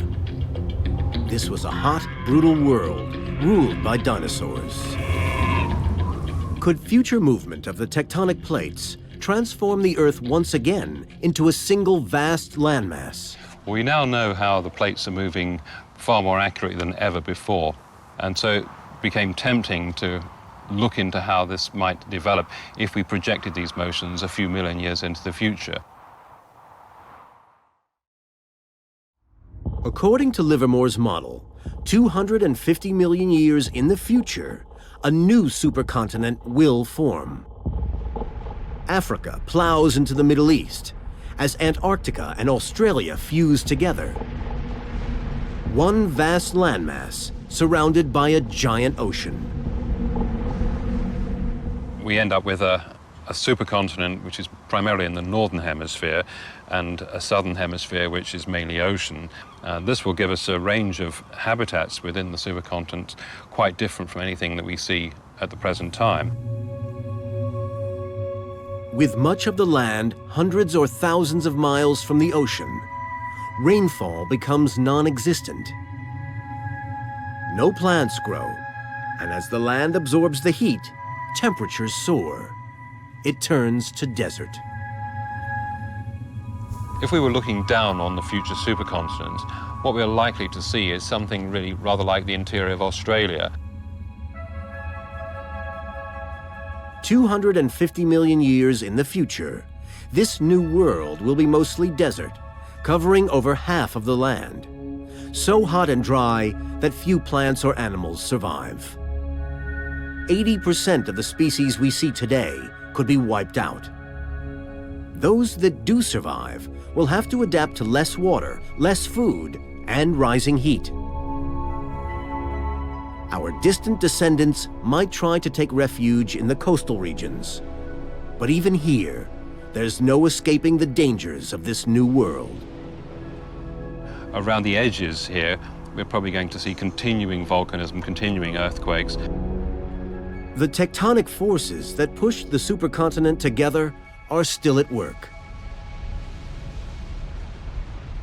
Now they begin to buckle and split the land at its weakest points. The result is massive earthquakes. Lava exploits these new cracks and bursts out, forming chains of volcanoes. Molten rock spreads over thousands of miles, incinerating every living thing in its path. Life on the land will be tough beyond our imagination, causing mass extinctions. But this is nothing compared with the devastation facing life in the new superocean.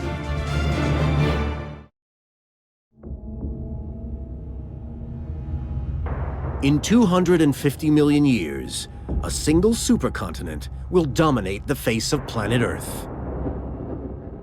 It has happened before. By exploring what happened back then, we now know that this single landmass could have a devastating effect on the oceans in the future.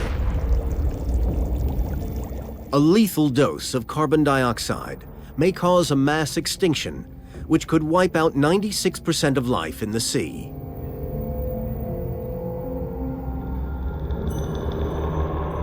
But where will this killer carbon dioxide come from? The biggest natural CO2 producers on the planet are well known, and the supercontinent of the future will have plenty of them.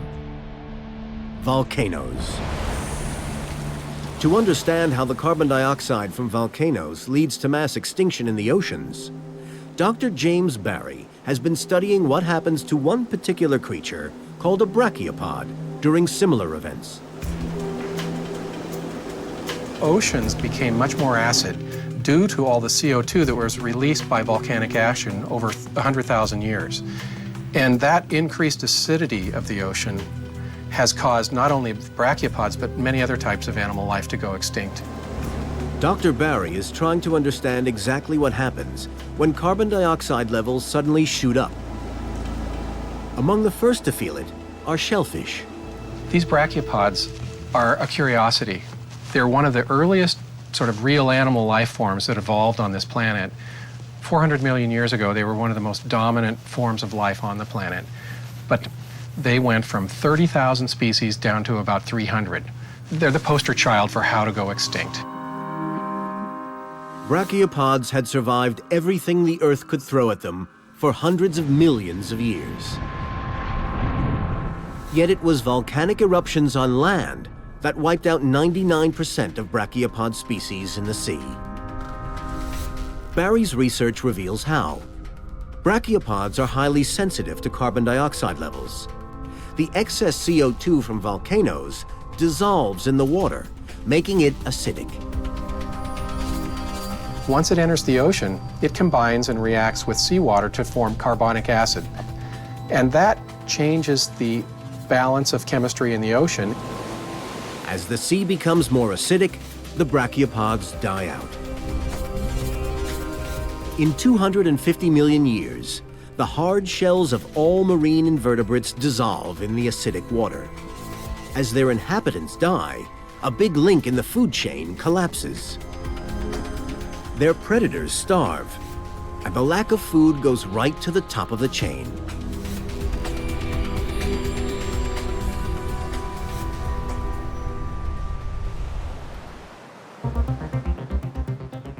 At the same time as the food chain is collapsing, another brutal consequence of a single supercontinent will be reaching its endgame. 80% of marine species live close to the coastline. With all the land locked up, there's less coast to go around. Competition for the prime real estate gets fierce. The coastline of the future supercontinent could be 70% less than it is today. So the next supercontinent will be deadly.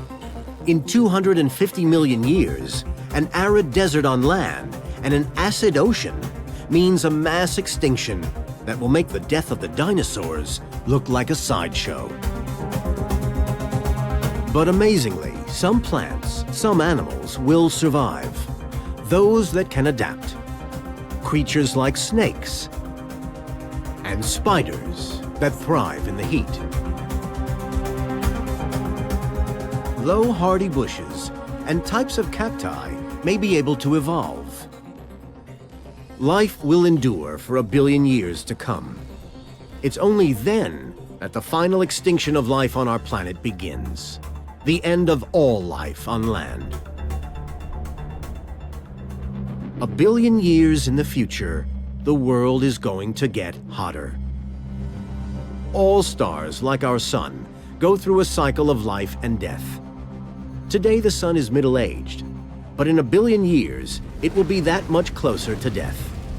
As it burns through the remainder of its fuel, internal processes will cause it to expand, bringing its surface ever closer to the Earth. The temperature will soar. It is now 86 degrees and climbing. For mankind, another 18 degrees higher, and we will have reached our physical limit. Blood thickens, strokes and organ failure follows. Sometime in the next 1 billion years, humanity will cease to function. At this point, we will have disappeared forever from the face of the Earth. But other kinds of life will be able to survive.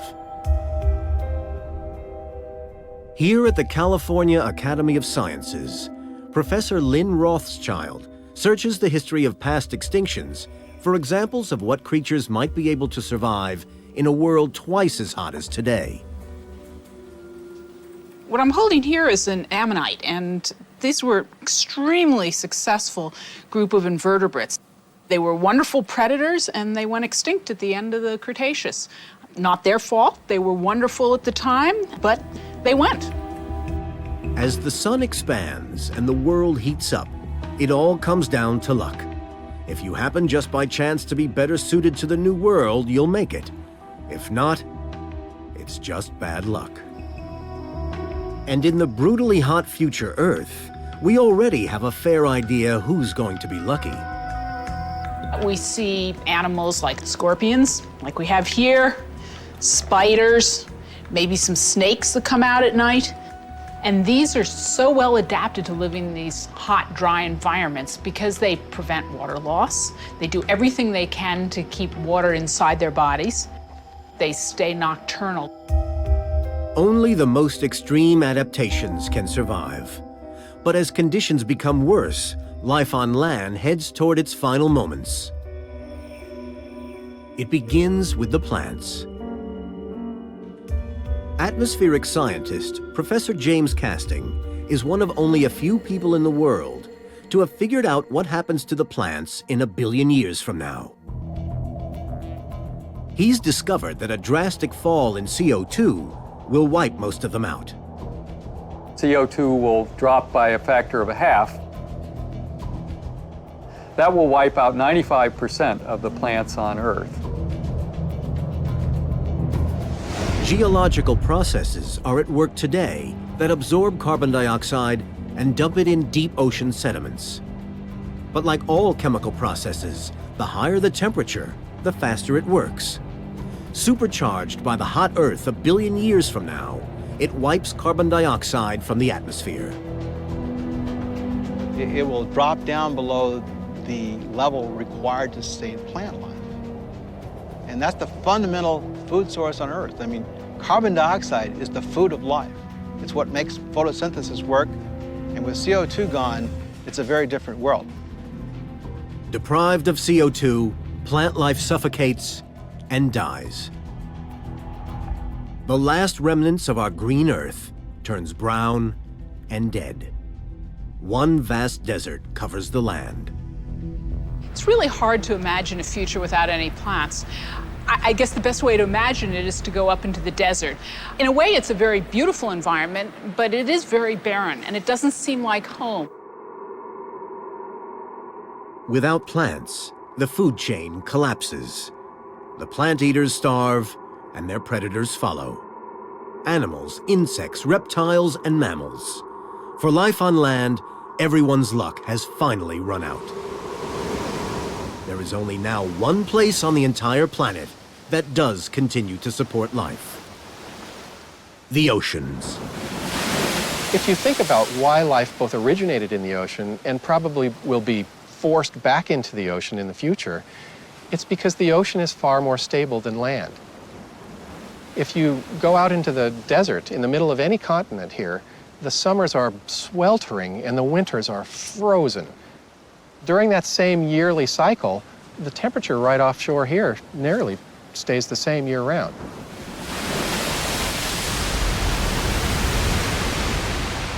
But 1 billion years in the future, as the dying sun swells and the temperatures rise, the oceans begin to evaporate. As the water level drops, they become more and more salty. To understand what the oceans of the future will be like, Professor Rothschild has come to these salt ponds outside San Francisco, where seawater is evaporated to produce salt. What happens here, and you'd imagine would happen on the Earth, is that as the concentration of salt goes up, up, up, many of the organisms that we're familiar with, fish and kelp and algae and manta rays and so on, drop out. It is the end for life in the oceans as we know it. Whales, dolphins, jellyfish, coral reefs, pretty much everything. All gone, unable to survive in the increasing saltiness of the water. And at some point, you're left with brine flies, a few little worms, and some of the microbes that you see here. And at the very highest salt concentrations, about 10 times the salinity of the ocean, you only end up with organisms called halophiles. It is the halophiles, tiny organisms that thrive in high salt environments, that give the water its red color. This color is no accident. Now, during the summer, we tend to get tanned. I've been in the pool, I look a little tanner than I would in the winter. Well, these organisms also have to protect themselves from a very strong sun, ultraviolet radiation. And so instead of tanning, they tend to produce a lot of red pigments, carotenoids. These are the same kind of compounds that you see in tomatoes and carrots and so on. And this orangey red pigment helps protect these organisms from the very high sunlight. With a blazing sun filling the sky and temperatures rising, only these incredible survivors called extremophiles can take it. 1.2 billion years from now, all other life is gone.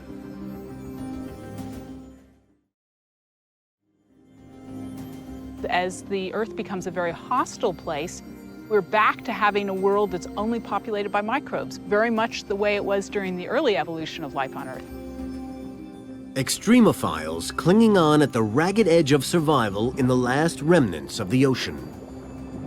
The final hammer blow that will end all life is now just around the corner. 1.2 billion years from now, plants and animals have been wiped from the surface of the Earth. Only microbial extremophiles survive in a rapidly evaporating, increasingly salty ocean. For the oceans, time has finally run out. The brightness of the expanding sun boosts average global temperatures to a blistering 100 degrees, nearly double than today. Professor James Casting is investigating the devastating effect this has on the oceans of the future. Well, we think that the Earth will start to lose its oceans when the sun gets about 10% brighter than it is today. His findings confirm evidence gathered by Apollo astronauts in 1972. Hydrogen is escaping from the Earth. Water is made up of 1 part oxygen and 2 parts hydrogen. So what the astronauts were seeing was the infinitesimal loss of the oceans into space. Today, this amount is nothing serious, but 1.2 billion years in the future, when the temperature is 100 degrees, the process goes into overdrive.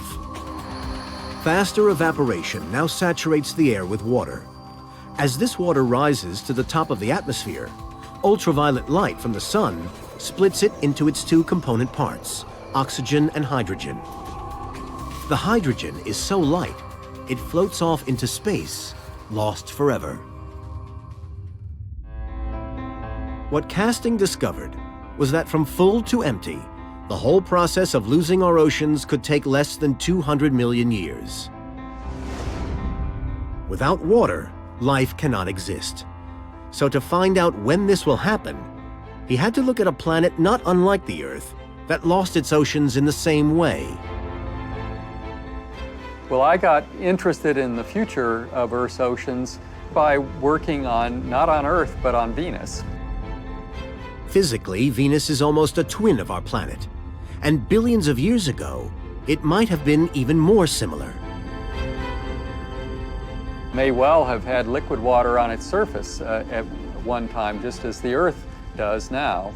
But it was too close to the sun. It lost that water by what we call a runaway greenhouse. It's likely, in my opinion, that Earth will follow the path of Venus at some point in the future. Studying Venus helped Casting estimate when we will start to lose our oceans. The answer came as a shock. Well, up until we had worked on this problem, many scientists thought that the Earth would retain its oceans for at least another 3 or 4 billion years. But we were able to show that bad things start to happen much earlier than that. The oceans could be lost in 1.2 billion years. With the water gone, dry salt crusts like these are all that will remain of the Earth's magnificent oceans. Is this the end for life? Incredibly, a new discovery has shown that even without water, basic life forms can survive. But for how long? Although we'd known that organisms could live in very high salt, we knew that they could also be trapped in solid salt. But what we didn't know is that while they're in the solid salt, it's more than them being in suspended animation, that they are actually still metabolically active. They're still breathing and eating and excreting and doing all the sorts of things they need to do, but at a very, very, very slow rate. So that was really an astounding discovery for us. In 1.4 billion years, with the oceans finally gone, extremophiles will survive in the solid salt, but just barely. These organisms will be able to survive a good deal longer in a salt crust like this, even in the absence of water. They won't be able to survive forever like that, but it'll buy them a little time. Perhaps another few million years. In that time, their main protection will be the red color that acts as a sunblock. While they live, they will transform the way our planet looks from space. People always think of the Earth as this beautiful blue planet, you know, the pale blue dot in the sky. But the fact is, for almost half of Earth's future history, it will be a Barbie planet. It will be covered with pink salt.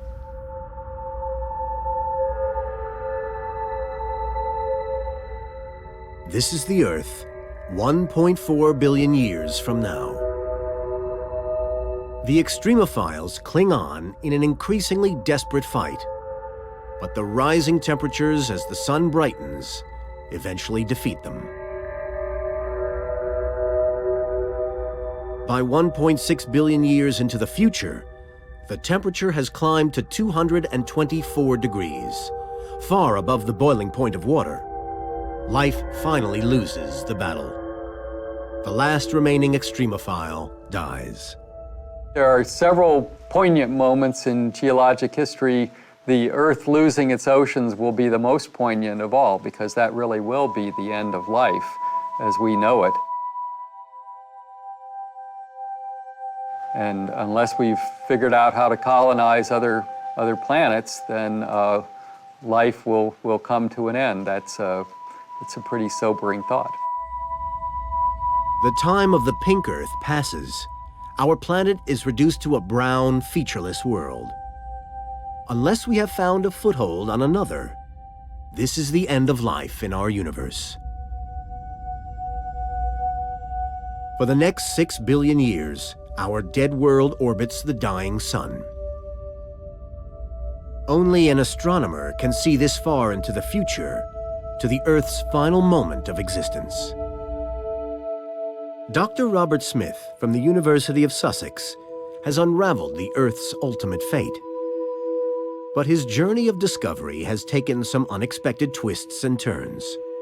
The process begins as the dying sun continues to swell in size. The sun getting bigger will have severe consequences for the Earth, because we predict that the sun will get at least 200 times its present size. All stars go through a cycle of life and death. Astronomers know this because they can see stars that represent every stage of life that our sun will go through. In 7 billion years, our sun will be close to death.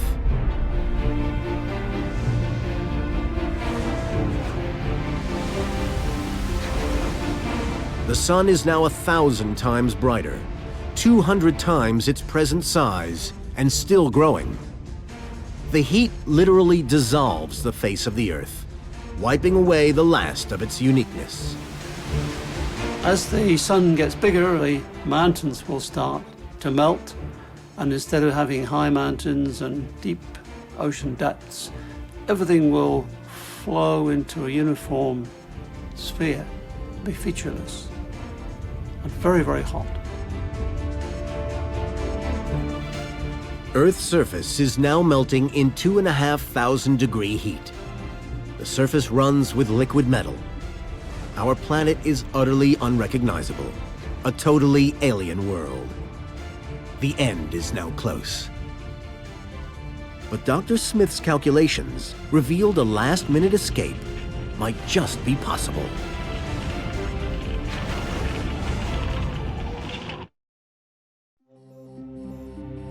$7.5 billion years in the future, the mountains and oceans have been erased from the Earth's surface. The temperature is over 2,500 degrees. It has been lifeless for 6 billion years. Now the Earth itself is about to die. At the heart of the dying sun, helium is reaching a critical stage. It's becoming so dense, its atoms so crowded, that the core is becoming explosively unstable. It now takes on its final form, a red giant, 256 times bigger than it is now. It fills the sky. First of all, you would see the size of the sun beginning to increase. It would get redder, it would get brighter. At the moment, we're used to seeing it about the size of the full moon. Then it would get bigger and bigger, it would fill more and more of the sky, till eventually when it became a red giant, it would probably fill something like half the sky. As the sun burns up the last of its fuel, it expands outwards. Now almost 200 million miles in diameter and swallowing everything in its path. Is this the fate of planet Earth? When Dr. Smith first tried to find out, the figures showed that as the sun gets bigger, it loses its gravitational grip on the Earth. The chain is broken, and our planet drifts off into space, potentially escaping a fiery death. It seemed that Smith had saved the planet. It was a good feeling that we'd saved the Earth, and indeed some of the newspaper headlines said exactly that. But then one of Smith's colleagues took another look and produced new calculations about the red giant. These seemed to suggest a radically different picture. When we came to look at the calculations again, we realized that we'd missed something out. We realized that there was a missing effect which we had to take into account, and that's to do with tides. What they hadn't taken into account are the tidal effects of the Earth on the sun. The Earth's gravity will create a tidal bulge on the surface of the sun, in much the same way as the moon affects the rise of the ocean tides on Earth today. This bulge, in turn, creates a drag on the Earth, pulling it back towards the sun. Smith set to work using the new data to find out just what would happen now. We didn't know what to expect when we first put in this additional effect. We hoped that even when we put in the tides, the Earth would still escape. Smith announced a very different set of results. The news was bad. The tidal effect chains the Earth to the sun. When we came to look at this problem again and put in the extra effects and realized that the Earth would in fact not survive, we decided to call our paper Doomsday. The surface of the Earth is now nearly 2,500 degrees, hot enough to melt metal. The outer fringes of the sun reach out to engulf the Earth.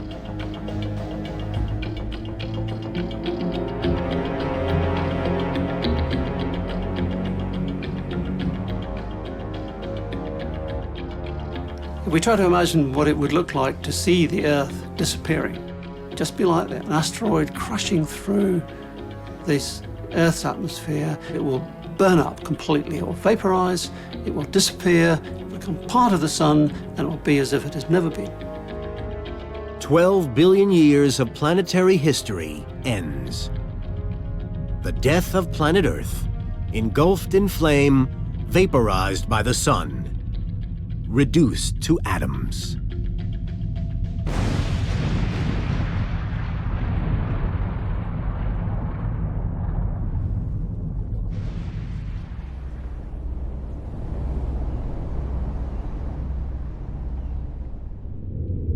Sort of dust to dust. But it's not such a bad fate, because those atoms, your dog's atoms, your car's atoms, they go out into space, and what do? They end up forming new stars, new planets, and maybe even new people. It's a cruel act of fate that life-giving stars will one day go bad. Big changes are coming. By understanding how Earth worked in the past and how it works today, science is beginning to understand what the future may bring. The death of the Earth is already laid out in front of us. It's written into its geological past, and literally into the stars above us.